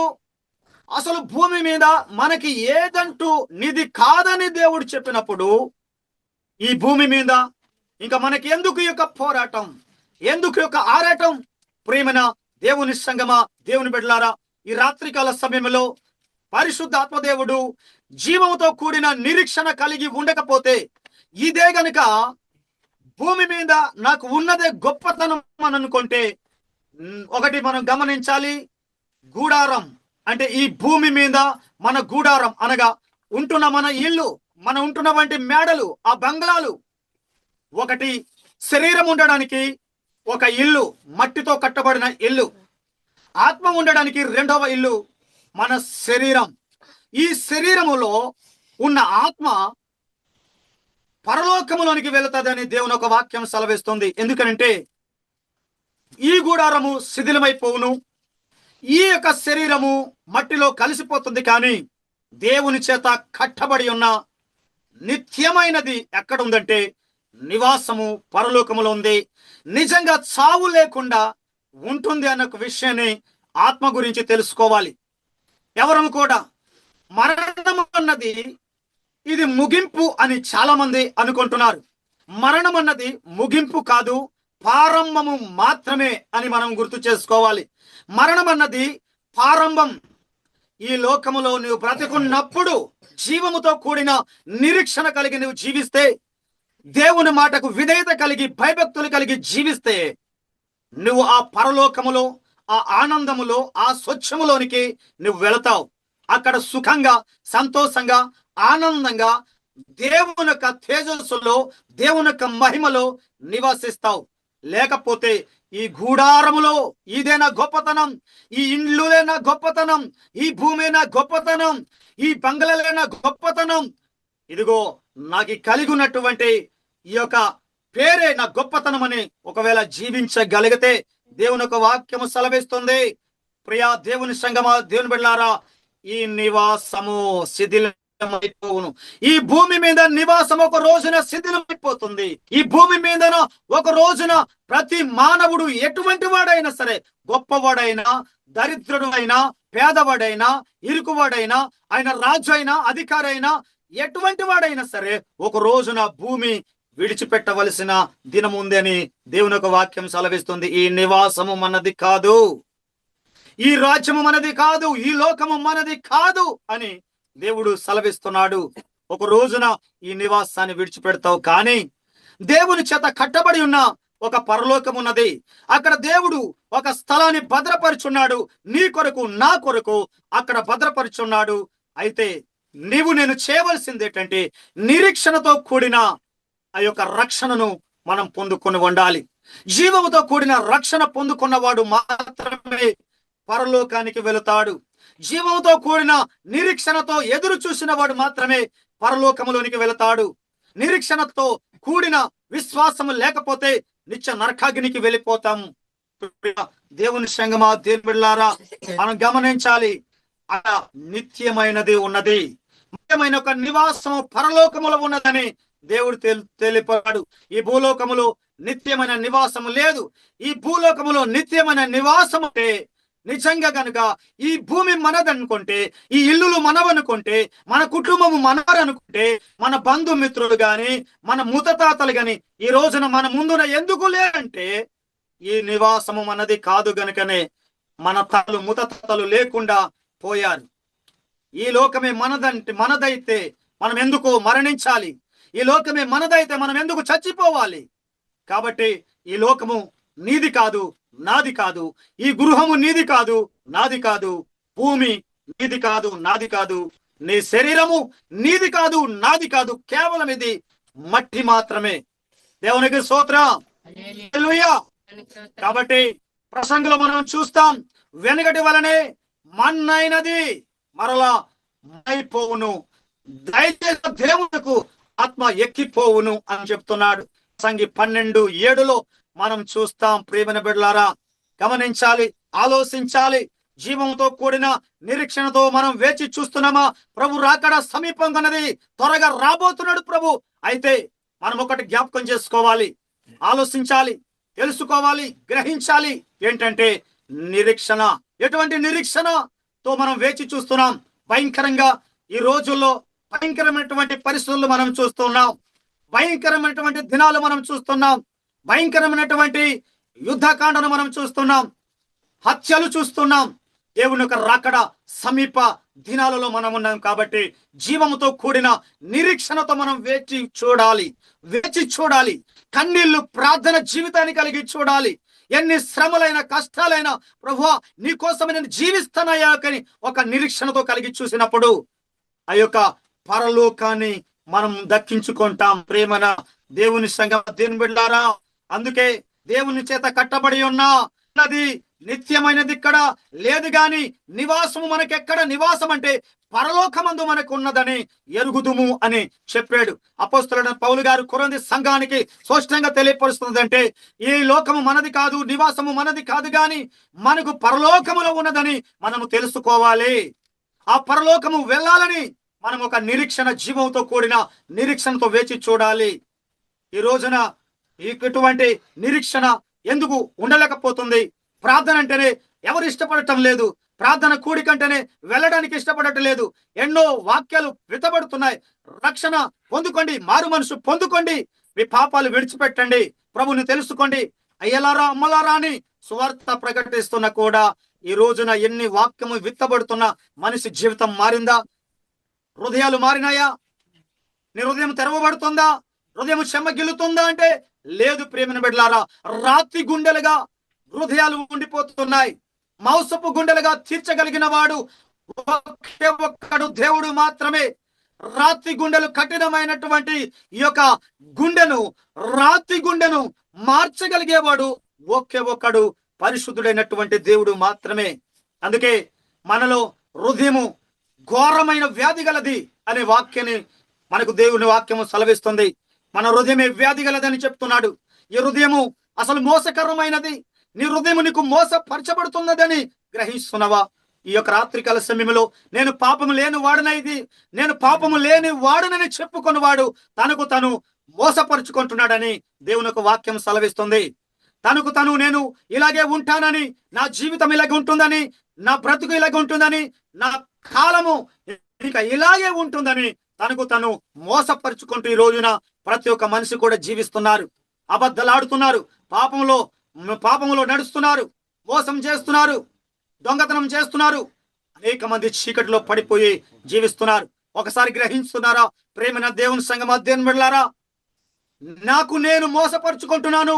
ఒక రోజున ఈ నివాసము నాది కాదు, ఈ నివాసము విడిచిపెట్టిన తర్వాత నేను ఎక్కడికి వెళుతాను ఒక ఆలోచన ఉందా? గ్రహింపుందా? ఈ యొక్క రాత్రికాల సమయంలో జ్ఞాపకం చేసుకుందాం. ఈ అంచకాల దినాల్లో, కడవరి దినాలలో, సమీప దినాలలో ఎటువంటి జీవితాన్ని కలిగి ఉండాలో నిరీక్షణ. ఎలాంటి నిరీక్షణ మనకు పరలోకానికి నడిపిస్తుందంటే జీవముతో కూడిన నిరీక్షణ. ఈ నిరీక్షణ మనకు ఎక్కడికి వెళ్ళాలని మనం వెళుతున్నప్పుడు మరి ఒక గమ్యానికి చేరాలంటే, ఒక ప్రాంతానికి వెళ్ళాలంటే ఎలాంటి సిద్ధపాటు కలిగి నువ్వు వెళ్తున్నావు? అలాగే ప్రభు రాకడ కొరకు కూడా ఆ పరలోక నిశ్చితము కొరకు కూడా మనం ఎటువంటి రీతిగా ఎదురు చూస్తున్నాం, ఎలాంటి నిరీక్షణతో కలిగి ఉంటున్నాం అన్న విషయాన్ని మనం గమనించుకోవాలి. అందుకే ప్రియా దేవుని సంగమా, దేవుని బిడ్డలారా, దేవుని యొక్క వాక్యం సెలవిస్తుంది, ఈ లోకం మనది కాదు, ఈ భూమి మనది కానప్పుడు మనకు భూమి మీద ఇంకేం కావాలి? ఇంకా ఎందుకు భూమి మీద ఆశపడతావు? భూమి మీద ఎంతకాలం బ్రతుకుతానే ఆశపడతావు? అబద్ధాలు మాట్లాడుతూ, మోసం చేస్తూ, నీ జీవితాన్ని నీవే భ్రమపరుచుకుంటూ, నీ ఆత్మను నువ్వు మోసపరుచుకుంటూ నరకానికి వెళ్ళిపోవలసిన జీవితాన్ని నువ్వు నడిపిస్తుంది. నీ శరీరమే నిన్ను మోసపరుస్తుంది. నీ ఆలోచన నిన్ను ఆత్మీయ జీవితాన్ని నెట్టివేస్తుంది. ఏదైనా చూసినప్పుడు, దాన్ని ఆశపడినప్పుడు ఆత్మీయ నేత్రాలు మూయబడుతున్నాయి, ఆత్మీయ జీవితం కుంటిపడిపోతుంది. సాతానుడు అటువంటి ఆత్మీయ నేత్రాలను మూసివేస్తూ బలంగా పనిచేస్తున్నాడు. అందుకే ఈ లోకం మనది కానప్పుడు, భూమి నీది కానప్పుడు, నీ మేడలు నీవి కానప్పుడు, నీ కారు నీది కానప్పుడు, నీ కన్నవారు, నీ తల్లిదండ్రులు నీది కానప్పుడు ఎందుకు ఆశపడతావు లోకములో? ప్రేమన దేవుని సంగమా, దేవుని బిడ్డలారా, ఈ రాత్రికాల సమయంలో నిజంగా దేవుని కోసం జీవించగలిగిన వాడు సమస్తమును పెంటతో ఎంచుకుంటాడని దేవుని వాక్యం సెలవిస్తుంది. సమస్తమును పెంటతో ఎంచుకొని ఇది నాది కాదని ఎరిగి దేవుని కోసము జీవించగలుగుతాడు, దేవుని కోసం పరిగెత్తగలుగుతాడు. ఇన్ని వాక్యాలు మనకి చెప్పబడుతున్నాయి, ఇన్ని వాక్యాలు మనకు విత్తబడుతున్నా కూడా మనకు ఆత్మీయంగా నిలబడలేకపోవడం గల కారణం ఏంటంటే జీవముతో కూడిన నిరీక్షణ లేకపోవడం వల్ల, సిద్ధపాటు లేకపోవడం వల్ల. కనుక ఇంకొక వాక్యాన్ని మనం చూద్దాం. హెబ్రీలకు రాసిన పత్రిక 13వ అధ్యాయములో 14వ వచనములో ఈ విధంగా దేవుని యొక్క వాక్యం సెలవిస్తుంది, నిలువరమైన పట్టణము మనకిక్కడ లేదు, మనకి నిలువరమైన పట్టణం ఇక్కడ లేదని అపోస్తలుడు పౌలు గారు హెబ్రీలకు తెలియపరుస్తున్నాడు, హెబ్రీ సంఘానికి తెలియపరుస్తున్నాడు. నిలువరమైన పట్టణం మనకి ఇక్కడ లేదు, గాని ఉండబోచున్న దాని కోసము ఎదురు చూచుచున్నాం. ఎదురు చూడాలి ప్రేమన బిడ్డలారా. దేనికోసం ఎదురు చూస్తున్నావు? జాబు కోసం ఎదురు చూస్తున్నావు, కారు కోసం ఎదురు చూస్తున్నావు, ఇల్లుల కోసం ఎదురు చూస్తున్నావు, పిల్లల కోసం ఎదురు చూస్తున్నావు, ఎన్నో పోరాటాలు ఆరాటాలు పడుతూనే ఉన్నావు. కానీ ఈ రోజున జీవంతో కూడిన నిరీక్షణతో నువ్వు దేవుని వైపు, పరలోకము కొరకు, ఆ నిశ్చితము కొరకు నువ్వు ఎదురు చూడగలుగుతున్నావా? దేవుని కోసం నువ్వు నిలబడగలుగుతున్నావా? దేవుని పని కోసం నిలబడగలుగుతున్నావా? నువ్వు వెళ్ళలేకపోతున్నావు. సువార్త ప్రకటించాలని ఆశ ఉంది, సువార్త విత్తబడాలని ఆశ ఉంది. నువ్వు వెళ్ళలేకపోతే వెళ్ళే వారికి పంపించమని దేవుడు చెప్పాడు. నువ్వు వెళ్ళలేకపోతే నువ్వు అక్కడ ఉంటే నీ ద్వారా ఎవరినో లేపి పంపించేటట్టుగా సిద్ధపడుతున్నావా? నీ కోసం మాత్రమే, నీ కుటుంబం కోసం మాత్రమే నువ్వు సంపాదించుకోవడానికి ఎదురు చూస్తున్నావా? ఈ రోజున దేవుని యొక్క వాక్యం సెలవిస్తుంది, నువ్వు ఎదురు చూస్తున్న దాన్ని దేనికోసం ఎదురు చూస్తున్నావు? దేనికోసం నువ్వు నిలబడుతున్నావు? దేనికోసం ప్రయాసపడుతున్నావు? నిలువరమైన పట్టణము మనకి ఇక్కడ లేదు. ఒక రోజున నువ్వు పట్టణాన్ని విడిచిపెట్టి వెళ్ళాలి, నీ ఇంటిని విడిచిపెట్టి వెళ్ళాలి, నీ శరీరాన్ని విడిచిపెట్టి నీ ఆత్మ వెళ్ళాలి. ప్రియా దేవుని సంగమా, దేవుని బిడ్డలారా, మనము ఉండబోవుచున్న దాని కోసం ఎక్కడ ఎదురు చూస్తున్నామంటే ఈ లోకములో ఉండబోవు దాని కోసము, సుఖాల కోసం, సంతోషాల కోసం, ఆనందం కోసము, సంపద కోసం ఎదురు చూస్తున్నామేమో కానీ నువ్వు ఉండబోతున్న దాని కోసం, పరలోకము కోసం నువ్వు ఎదురు చూడమని దేవుడు చెప్తున్నాడు. దేవునికి స్తోత్రం, హల్లెలూయా. ఎదురు చూచుచున్నాం దేనికోసం? ఉండబోవుచున్న దానికోసం. ఎక్కడ? పరలోకం కోసం ఎదురు చూస్తున్నావా? భూమి మీద సంపద కోసం ఎదురు చూస్తున్నావా? తమ సుఖభోగాల నిమిత్తమట కల్పన కథాల వైపు తిప్పుకొని వారి సంపద కొరకు పోగు చేసుకుంటారని దేవుని వాక్యమిస్తుంది. ఈ లోకం మనకి కాదు, నిలవరమైన పట్టణం మనకి ఇక్కడ లేదు. కానీ నిలవరమైన పట్టణం ఎక్కడుందంటే పరలోకములో మాత్రమే ఉంది. ప్రియమైన దేవుని సంగమా, ఈ రోజున దేవుడు సూటిగా ఎన్నో దేవుని యొక్క సేవకుల ద్వారా మాట్లాడుతున్నా కూడా ఆ నిలవరమైన పట్టణాన్ని దర్శించుకోండి, ఆ నరకాన్ని తప్పించుకోండి, ఆ నరకాగ్నిలోనికి వెళ్లకుండా మీ ఆత్మలను రక్షించుకోండి, కాపాడుకోండి, మారు మనసు పొందండి, రక్షణ పొందండి, త్రాగుడు నుంచి విడుదల కలగండి, పాపం నుంచి విడుదల కలగండి, మారు మనసు పొందండి అని దేవుడు ఎన్నో వాక్యాల ద్వారా ముత్తబడుతూ ఉంటే స్వస్థత కార్యాలు జరుగుతున్నాయి, అద్భుతాలు జరుగుతున్నాయి, శరీర స్వస్థత ఎన్నో రీతిలో పొందుకుంటున్నాం, కావలసిందంత పొందుకుంటున్నాం. కానీ దేవుని కోసం ఎదురు చూస్తున్నామా? ఆత్మల కోసం ఎదురు చూస్తున్నామా? ఆత్మల కోసం ప్రయాస పడుతున్నామా? ఇతరులకు, నీ సహోదరులకి దేవుని యొక్క సువార్త అందిస్తున్నామా? దేవుని వాక్యము ప్రకటించగలుగుతున్నామా? లేదు. ప్రేమను బిడ్డలారా, ఈరోజు నా కుటుంబం సంతోషం ఉంటే చాలు, నా జీవితంలో నేను సంతోషం ఉంటే చాలు, నా కుటుంబం కోసం, నా పిల్లల కోసం నా సంపాదించుకుంటే చాలని అనుకుంటున్నారా? జాగ్రత్త. దేవుని యొక్క వాక్యం సెలవిస్తుంది, నిలవరమైన పట్టణము మనకి ఇక్కడ లేదు. నీ ఆస్తి నీతో రాదు, నీ సంపద నీతో రాదు, నీ తల్లి తండ్రులు, నీ అన్నదమ్ములు, నీ అక్క చెల్లెలు నీ వెంకల రారు. ఒక్కటి మాత్రమే నువ్వు మోసుకొని వెళ్తావు. ఈ లోకములో బ్రతుకున్నంత కాలం నువ్వు ఏం పని చేస్తున్నావు? ఎలాంటి నిరీక్షణ కలిగి ఉన్నావు? ఎలాంటి సిద్ధపాటు కలిగి ఉన్నావు? ఎలాంటి జీవంతో కూడిన నిరీక్షణ కలిగి నువ్వు జీవించగలుగుతున్నావు భూమి మీద? అది మంచిదైనా చెడ్డదైనా ఒక రోజున మూట కట్టుకొని దానిని మాత్రం నువ్వు తీసుకొని వెళ్ళగలవు. న్యాయపీఠం ఎదుట ద్రోహిగా నిలబడవలసిన దినం ఒకటి అంటూ ఉన్నది. ఆ దినమున ఈ భూమి మీద మనం ఏం చేసామో, ఎలా బ్రతికామో, ఎలా జీవించామో, దేనికోసం మనం ఎదురు చూసామో, దేనికోసం ఆశపడి దానికోసం పరిగెత్తామో, అది ఒక రోజున మన వెనకాల మాత్రం వస్తుంది. దానిని బట్టి మాత్రమే తీర్పు పొందుతాం. అందుకే ఎప్పటికైనా సిద్ధముగా కడవరి దినాన్న, ఈ సమీప దినాలలో ఉంచబడినటువంటి ఈ యొక్క చివరి దినాలలో సిద్ధముగా ఉన్న రక్షణను పొందుకున్నావా? జీవముతో కూడిన నీటితో ఎదురు చూస్తున్నావా? ప్రియా దేవుని శగమా, దీని బిడ్డలారా, ఈ రోజున దేవుని యొక్క పిలుపుకు లోబడి దేవుని సేవ కొరకు నిలబడితే సహించలేనటువంటి పరిస్థితి కదా. ఒకరి మీద ఒకరు ప్రేమ చూపనటువంటి పరిస్థితి కనబడుతుంది కదా. కారణం ఏంటంటే జీవముతో కూడిన నిరీక్షణ లేకపోవడం వల్ల. జీవముతో కూడిన నిరీక్షణ ఉంటే నీలో ప్రేమ ఉంటుంది. జీవముతో కూడిన నిరీక్షణ ఉంటే నీలో సమాధానం ఉంటుంది. జీవముతో కూడిన నిరీక్షణ ఉంటే ఆదుకునేటటువంటి మనసు ఉంటుంది. కాబట్టి ఈ లోకం మనది కాదు, ఈ లోకంలో మనం ఉండలేం. ఒక రోజున మనకు నిలువరమైన పట్టణము ఎక్కడ ఉందంటే పరలోకములో దేవుడు నీ కొరకు, నా కొరకు, మనందరి కొరకు కలవరిగిరిలో రక్తాన్ని కాచి చిందించి తన రక్తము చేత కడిగి పరిశుద్ధపరిచి మనలను నిలువరమైన పట్టణానికి తీసుకెళ్ళడానికి, పిలవడానికి మనలను దేవుడు ఏర్పరచుకున్నాడు. కాబట్టి ఈ రాత్రికాల సమయంలో ప్రియమైన దేవుని సంగమా, దేవుని బిడ్డలారా, ఈ యొక్క కడవరి కాలమందు సిద్ధముగా ఉన్న రక్షణ మనం పొందుకొని ఉండకపోతే ఆ నిలువరమైన పట్టణాన్ని మనము కోల్పోతాం. అగ్ని ఆరదు, పురుగు సావదు అని దేవుడు సెలవిస్తున్నాడు. ఆత్మకు సావు లేదు, అగ్ని ఆరదు, మనిషికి సావు లేదు. మనిషి చచ్చిపోతే నేను కిందో మీదో అంటున్నాడు. ఉన్నప్పుడే కదా తింటాను, తాగుతాను, తిరుగుతాను, ఎంజాయ్ చేస్తాను అనుకుంటున్నాడు. కానీ ఈ లోకము నీది కాదు అని దేవుని వాక్యం సెలవిస్తుంది. మిత్రమా, నువ్వు గుర్తు చేసుకోవాల్సింది ఏంటో తెలుసా? ఈ లోకములో బ్రతికున్నప్పుడే, నీ రెండు కళ్ళు ఉన్నప్పుడే, నీ దేహములో ఈ రెండు దీపాలు ఉన్నప్పుడే ప్రభును సొంత రక్షకుడిగా అంగీకరించి ఉండాలి. మారు మనసు పొంది ఉండాలి. నమ్ముకొని ఉండు. ప్రభు సంతకు రా, మారు మనసు పొందుకో, రక్షణ పొందుకో. ప్రభు నిన్ను దీవిస్తాడు, ఆశీర్వదిస్తాడు, నిలువరమైన పట్టణంలోనికి దేవుడు నడిపిస్తాడు.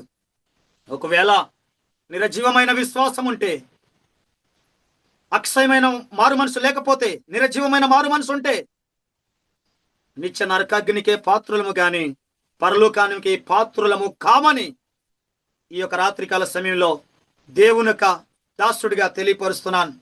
కాబట్టి ఎవరిలో జీవముతో కూడిన నిరీక్షణ ఉంది పరిశోధించుకుంటే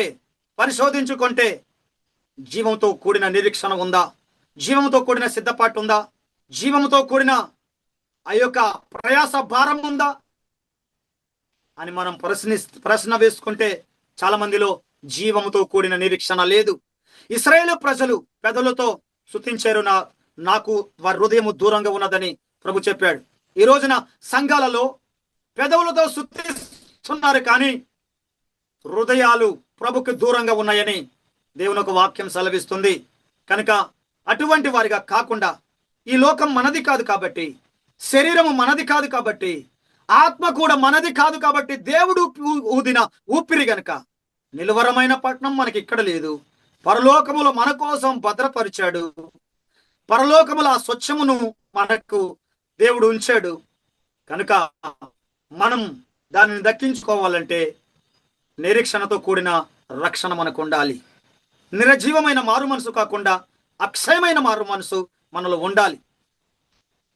అటువంటి మారు మనసు ఉంటే ఖచ్చితంగా మారు మనసు, ఆ మారు మనసు, ఆ జీవముతో కూడిన నిరీక్షణ, ఆ రక్షణ పరలోకానికి యుగ యుగముల వరకు ఆనందములో, సంతోషముతో, దేవుని యొక్క మహిమలో మనకు ఉండడానికి గొప్ప అవకాశాన్ని మనం పొందుకుంటామని ఈ రాత్రికాల సమయంలో మరి ఈ అవకాశం ఇచ్చినటువంటి ఈ యొక్క సమయాన్ని బట్టి, దినాన్ని బట్టి ఈ కొద్ది మాటలు మన అందరికీ మన వినికిడిలో దేవుడు దీవించాలి నడుగాక. ఆమేన్. ఈ అవకాశం ఇచ్చినటువంటి అక్కగారికి మరొకసారి అవకాశాన్ని అప్పగిస్తున్నాం. చివరి ప్రార్థన ఆశీర్వాదం ఇచ్చేసి. మహాపరిశుద్ధుడు, ప్రేమగల తండ్రి, కృపా కనికరము గల గొప్ప దేవ, ఈ కడవరి కాలమందున సిద్ధంగా ఉన్న రక్షణను పొందుకున్నటకు మా ఆత్మీయ నేత్రాలు తెరవండి, ఆత్మీయ జీవితాలను తెరవండి ప్రభువా. అవునయ్యా నాయన తండ్రి, జీవంతో కూడిన నిరీక్షణ లేకపోతే ఈ కడవరి కాలమందు, సమీప దినాల మందు నాయన ఆత్మీయ జీవితంలో మేము నిలబడలేం, నిలవరమైన పట్టణంలో మేము పొందుకోలేం. అయ్యా, నిత్య నరకాగ్నికి మేము వెళ్ళిపోకుండా మమ్మను అనుదినము ఆత్మీయ స్వస్థత, హృదయ స్వస్థత మాకు దయచేయమని ప్రార్థన చేస్తున్నాం. అదే రీతిగా ఇది నా దాసుడినైనా నా ద్వారా మీరు మాట్లాడారు ప్రభా. ఏ యోగ్యత రాత లేదు అయ్యా, నీ పిలుపును బట్టి మాత్రమే నీ పనిలో నన్ను ఎన్నుకున్నావు, పిలుచుకున్నావు. అదే రీతిగా ఈ యొక్క జూమ్ మీటింగ్ కార్యక్రమాల్లో చేరిన, కూడి వచ్చిన ప్రతి కుటుంబాన్ని బట్టి ప్రార్థన చేస్తున్నాం తండ్రి. విన్న మాటలన్నిటిలో కూడా నీరు కట్టి ఫలింప చేయండి నాయన, నీరు కట్టి ఫలింప చేయమని ప్రార్థన చేస్తున్నాం. పరిశుద్ధాత్ముడా, ఈ end time revival holy spirit మినిస్ట్రీని అంచకాల దినాల్లో పరిశుద్ధాత్మ నడిపింపును, గొప్ప ఉజ్జీవాన్ని రగిలించమని ప్రార్థన చేస్తున్నాం. అయ్యా నీకు వందనాలు నాయన. గొప్పవాడిని కాను గాని నీవిచ్చిన మాట మాత్రమే, నీవిచ్చిన కృపను బట్టి మాత్రమే నేను మాట్లాడి ఉన్నానని నమ్ముతున్నాను. ఏవైనా పొరపాట్లు ఉంటే మమ్మల్ని క్షమించండి, మీ సిలువ చాటును మరుగుపరచండి. అనేక విషయాలు, మర్మాలు తెలియపరుస్తూ, బయలుపరచబడుతూ నాయన నీ యొక్క రాజ్య వ్యాప్తి కొరకు, ఆత్మల సంపాదన కొరకు పరిగెత్తగలిగే గొప్ప కృప మా అందరికీ దయచేయమని ప్రార్థన చేస్తున్నాం. మీరు దీవించండి, ఆశీర్వదించండి. అలాగే లోరేక వారి కుటుంబాన్ని బట్టి ఆయన తండ్రి, వినోదెంజోల కుటుంబాన్ని బట్టి ఈ యొక్క జూమ్ మీటింగ్ కార్యక్రమాల్లో చేరున్న ప్రతి కుటుంబాన్ని ప్రార్థన చేస్తూ మీ పాదాల చెంతకు అప్పగిస్తున్నాం. దేవా, మా సంఘాలు, రాయపల్లెము సంఘాన్ని బట్టి, మునుపురాయి సంఘాన్ని బట్టి, గొర్రెలవ సంఘాన్ని బట్టి, వంతివానిపాలెం సంఘాన్ని బట్టి, దైవజనులను బట్టి నాయన, సంఘ పెద్దలను బట్టి, సంఘ సభ్యులను బట్టి, మరొకసారి చేరి వచ్చిన బిడ్డలను బట్టి ప్రత్యేకంగా దీవిస్తూ, ఆశీర్వదిస్తూ మీ ఘనమైన నామానికి మహిమకరంగా నడిపించి బలపరిచి వాడుకున్నామని యేసు నామంలో ప్రార్థించి అడిగి వేడుకొనిచున్నాము తండ్రి. ఆమేన్. పరమ తండ్రి అయిన దేవుని ప్రేమ, కుమారుడైన యేసు క్రీస్తు వారి కృప, అన్యోన్య సహవాసము, సన్నిధి చేరి వచ్చిన బిడ్డలకును అలాగే రాలిన బిడ్డలకును ఈ యొక్క end time revival holy spirit మినిస్ట్రీకి ఇది మొదలుకొని నీ రాకడ పర్యంతం వరకు మీరే సదాకాలము తోడై ఉండి నడిపించును గాక. ఆమేన్. ఆమేన్. ఆమేన్. ఆమేన్. దేవుని నామం స్తోత్రం కలుగును గాక. చాలా సంతోషము. మరి దేవుడు ఎండ్ టైమ్ అంటే ఎండ్ టైమ్ లో కూడా మరి రామును నిలవబెట్టుకున్నాడు. యాక్చువల్ గా ఈ రోజు మరి సిస్టర్ గారు మన మధ్య రావడము, సాక్ష్యం పంచుకున్నారు. నెట్వర్క్ ప్రాబ్లం వలన మరి తను పూర్తిగా చెప్పలేకపోయింది. అయినా పర్వాలేదు, దేవుడు మరొకసారి అవకాశం ఇస్తారు. సిస్టర్ మీరేం బాధపడద్దు. దయతో మమ్మల్ని క్షమించండి. మరి నేను మరి టైము అయిపోతుంది, అందరూ నెక్స్ట్ డే చర్చెస్కి వెళ్ళాలి కాబట్టి మేము వెయిట్ చేయలేకపోయినాము. ఆయన ఒక 3 minutes 4 minutes మేము వెయిట్ చేశాము నెట్వర్క్ ప్రాబ్లం వల్ల. తర్వాత తప్పకుండా దేవుడు మరొకసారి మీకు అవకాశం ఇస్తారు, మా మధ్యకు వచ్చి మరలా మరి పంచుకోండి మిగతా సాక్ష్యము వాక్యము. ఇది ఏదైనా దేవుడి చిత్తమే కనుక దేవుడి చిత్తాన్ని జరిగిస్తాడు, మనం దేవుడి చిత్తానికి లోబడాలి. మరి మా యొక్క మినిస్ట్రీ తరపున మీకు ప్రత్యేక వందనాలు తెలియజేస్తున్నాను sister. Thank you so much. మరి రాము కూడా మరి చివరి క్షణంలో మరి నేను నిన్ననే ఎందుకో మరి రాముకు నిన్ననే చెప్పాను, మరి ఆ సిస్టర్ గారు నెట్వర్క్ ఎట్లనో ఉంటుండొచ్చు, మరి ఆ ప్రాబ్లం ఉండొచ్చు రాము, మరి ఎందుకైనా మంచిదే నువ్వు సిద్ధపడు అని చెప్పాను. మరి ఎందుకు చెప్పానో నాకు కూడా తెలీదు. కానీ ఎప్పుడు ఎవరికి అలా చెప్పను, కానీ ఈసారే నేను చెప్పాను రాము ఎందుకైనా మంచిదే నువ్వు ప్రిపేర్గా మెసేజ్కి. మరి ఆ సిస్టర్ గారి నెట్వర్క్ ప్రాబ్లం అయితే మనకు ఇబ్బంది కలుగుతుంది అన్నప్పుడు సరే కానీ నిజంగా మరి దేవుడు పరిశుద్ధాత్మ దేవుడు చెప్పినట్టే మరి ఇలా జరిగింది. అయినా ఇది ఏదైనా దేవుడి చిత్తమని మనం యాక్సెప్ట్ చేయాలి. మరి చివరి క్షణంలో కూడా మరి అద్భుతమైన సందేశాన్ని మరి మునుపురాయి సంఘ కాపరి రాము బ్రదర్ గారి ద్వారా మరి దేవుడు చక్కని వర్తమానం చివరి దినాలలో మనము నిరీక్షణ కలిగి ఉండాలని, మరి పరిశుద్ధాత్మ దేవుడు మాట్లాడిన మాటలు నిజంగా చివరి దినాలలో మనం ఏ రీతిగా ఉండాలి అని ఇలాంటి వాక్యాలు మనం వినాలి. ఎంతో మందిని దేవుడు నిలబెట్టుకుంటున్నాడు, ఎంతో మంది ద్వారా దేవుడు మనల్ని సిద్ధపరుస్తున్నాడు ఆయన రాకడకు కదా. కానీ ఈ యొక్క మీరు గమనిస్తూ ఉన్నారు ఇప్పటి వరకు ఎక్కడెక్కడో వారిని దేవుడు పరిచయం చేయడము, వారిని మన కొరకు నిలబెట్టుకోవడము, ఎంతో అద్భుతమైన సాక్ష్యాలు వాక్యాలు మనకు అందిస్తూ ఉన్నాడు. ఎందుకు అనంటే మనం తప్పిపోవడము దేవుడికి ఇష్టం లేదు. మనం ఆయన రాజ్యంలో తండ్రి రాజ్యంలో ఆయనతో ఉండాలని మరి దేవుడు కూడా ఆశపడుతూ ఉన్నారు కదా. నిజమే, మరి ఈ చివరి దినాలలో ఇప్పుడు కూడా నిజంగా సడన్ గా ఒక ఆర్మీ మరి క్యాప్టెన్ 21 years ఏజ్, ఆయన మంచి హెల్త్ కండిషన్ కూడా బాగుంది, ఏం హెల్త్ ఇష్యూస్ లేవు, బట్ సడన్ గా చనిపోయాడు. అందరూ షాక్. అంటే మరణానికి వయసు లేకుండా ఇప్పుడు మరి ఇప్పుడు ఈ పరిస్థితులు గమనిస్తుంటే నిజంగా మరణానికి వయసు లేదండి. ఈవెన్ దో నీ హెల్త్ బాగున్నా అసలు మరి ఎప్పుడు మరణిస్తామో మనం తెలీదు. అయినా కానీ మనము ఎక్కువ కాలం జీవిస్తామని ఈ లోకం కొరకు మనం ఎంతో ప్రయాసపడుతున్నాం.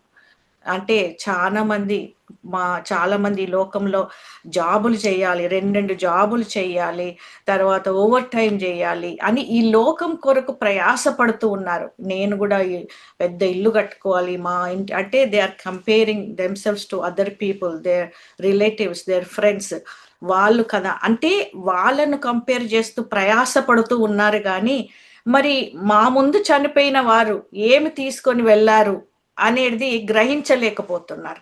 అయినా వాళ్ళ తెలుసు మన ముందు చనిపోయిన వారు ఏమి కూడా తీసుకువెళ్ళలేదు, అయినా మనము ఈ లోకం కొరకు ఎంత ప్రయాస పడుతున్నాం కదా. చాలా మంది మా జాబ్లో అయితే కొంతమంది ఇంటికి కూడా వెళ్ళరు, they change their clothes in the car. వాళ్ళు ఇంటికి వెళ్ళరు, వాళ్ళు ఒక జాబ్ తర్వాత ఒక జాబ్. అంటే ఈ లోకం కొరకు వాళ్ళ శరీరాన్ని ఎంత నలుగగొట్టుకొని ఈ లోక సుఖభోగాల కొరకు ఎంత ప్రయాస పడుతుండ్రు. కానీ పరలోకం చేరడానికి మనము ఎంత ప్రయాస పడుతూ ఉన్నాం, ఎన్ని గంటలు ప్రార్థన చేస్తూ ఉన్నాం. మనం ఎక్కడ ఉన్నా కానీ ప్రార్థనే పరిష్కారం కనుక మనం ఎక్కడికి వెళ్ళి సువార్త చెప్పడం, మనమున్న పరిస్థితుల్లో మనం వెళ్ళలేకపోవచ్చు, కానీ ఎంతమందో వెళ్తూ ఉన్నారు ఊర్లలో గ్రామాలలో.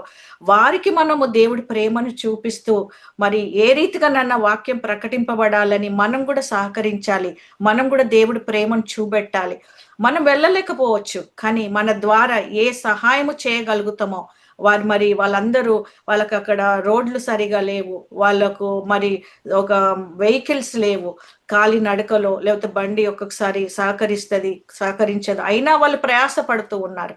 మరి అలాంటి వారి కొరకు మనము చేతనైనంత మరి ప్రార్థన చేద్దాము. దేవుడు ప్రేరేపిస్తే తప్పకుండా దేవుడి పరిచర్యలో మనం అందరం ఉండాలి. దేవుడి కొరకు మనం ప్రయాసపడాలి, దేవుడి కొరకు ఆత్మల సంపాదన కొరకే మనం ప్రయాసపడాలి. ఎందుకంటే మనది ఇప్పుడు మరి రాము పాస్టర్ గారు చెప్పినట్టు ఈ లోకం మనది కాదు, ఈ లోకంలో ఏది మన వెంట రాదు అన్నప్పుడు ఏదైతే మనం పరలోక నిత్య రాజ్యానికి వెళ్ళాలో ఆ పరలోక రాజ్యాన్ని కొరకు మనం అందరం ప్రయాసపడదాం. నిజంగా దేవుడు మరి ఈ యొక్క వాక్యాన్ని బట్టి మీరందరూ ఎంతో ఆత్మీయంగా బలపరచబడ్డారని నేను నమ్ముతూ ఉన్నాను, చాలా సంతోషిస్తూ ఉన్నాను. ప్రార్థన చేయండి. అనేక మంది బిడ్డలు మారుమూల గ్రామాలలో ఈ సిస్టర్ వాళ్ళు, నేనైతే చాలా ఊర్లు నాకు తెలియదు, నేను ఇక్కడికి వచ్చి 30 years, కానీ నాకు ఏ ఊర్లు తెలియదు, కొన్ని పేర్లు నాకు పలకరాదు కూడా. కానీ అలాంటి వారిని దేవుడు నాకు పరిచయం చేయడము చాలా సంతోషం, ఎంతో అద్భుతం. నేనంటే నేనెవరో వారికి తెలియదు, వాళ్ళెవరో నాకు తెలియదు, కానీ మనం అందరం యేసు ప్రభుకు తెలుసు. కానీ ఆయన బిడ్డలను ఎలా పరిచయం చేస్తున్నాడో చూడు, ఇదెంత అద్భుతం కదా. ఎప్పుడు మిమ్మల్ని నేను చూడలేదు, నన్ను మీరు చూడలేదు, మరి దేవుడి యొక్క అద్భుత కార్యం చూడండి. ఎంతో మంది బిడ్డలని ఈ రీతిగా మారుమూల గ్రామంలో మంచి పరిచర్య చేస్తూ దేవుడి మీద ఆధారపడుతూ మంచి సాక్షిగా జీవిస్తున్న బిడ్డలను దేవుడి పరిచర్యకు తీసుకురావడము ఎంతో సంతోషము. ఇదంతా మీరందరూ ప్రార్థన చేస్తున్నారు. Thank you so much for your prayers and support. Keep praying for this ministry. నిజంగా ఈ యొక్క చివరి దినాలలో ఈ మినిస్ట్రీ పేరును బట్టి అంత్య దినములలో దేవుడు, పరిశుద్ధాత్మ దేవుడు గొప్ప ఉజ్జీవము మరి బిడ్డల జీవితంలో తీసుకొని రావాలి, మనందరి జీవితంలో. కాబట్టి ప్రార్థన చేయండి. మన ప్రార్థనే మరి మనకు ఆయుధంగా ఇచ్చాడు కాబట్టి ఆ ఆయుధాన్ని మనం వాడాలండి. మన ఈ లోక సుఖభోగాల కొరకు కాదు మనం వాడడం, కానీ పరలోకం చేరాలి మనం. కాబట్టి ప్రార్థనే ఒక ఆయుధంగా మనకిచ్చినప్పుడు ఈ నశించిపోతున్న ఆత్మల కొరకు పరిచర్యలో దేవుడికి మహిమకరంగా జరిగించులాగన మనం అందరము ప్రార్థన చేద్దాం. Thank you so much. మరి విజ్ఞాపన చేసిన ప్రతి బిడ్డను కూడా దేవుడు దీవించి ఆశీర్వదించును గాక. టైంకు విజ్ఞాపన ప్రార్థనలు ప్రారంభించుకుందామండి. 6:30 ఇండియా టైము, మరి ఇక్కడ మేము 8 o'clock కాబట్టి మీరు మర్చిపోకుండా జాయిన్ అవ్వండి. అందరము ఏకీభవించి ఈ నశించిపోతున్న ఆత్మల కొరకు ప్రార్థన చేస్తాము, సేవకుల కొరకు ప్రార్థన చేస్తాము. ఈ మరి సేవకులలో ఐక్యత సమాధానముతో మరి పరిచర్య జరిగించలాగున మనమందరము విజ్ఞాపన చేస్తామండి. మీరందరూ విజ్ఞాపన ప్రార్థనలో పాల్గొనండి. ఆ దేవుడు మరి మిమ్మల్ని మీ కుటుంబాలను దీవించి ఆశీర్వదించును గాక. మరి ఈ యొక్క లింక్ ను కూడా మీరు షేర్ చేయండి, మీ స్టేటస్ లో పెట్టండి. దేవుడు ఎవరిని ప్రేరేపిస్తే వారిని నడిపిస్తాడు. కాబట్టి మీరందరూ కూడా మరి ఈ మినిస్టర్ లో పాల్గొని మీరు ప్రేయర్ చేస్తున్నందుకు మీరు కూడా ప్రత్యేక వందనాలు. మరి సిస్టర్ కి మరి రాముకు ప్రత్యేక వందనాలు తెలియజేస్తున్నాను. పాల్గొన్న మీ అందరిని కూడా దేవుడు దీవించి ఆశీర్వదించును గాక. Thank you so much. God bless you all. We will end this meeting right now.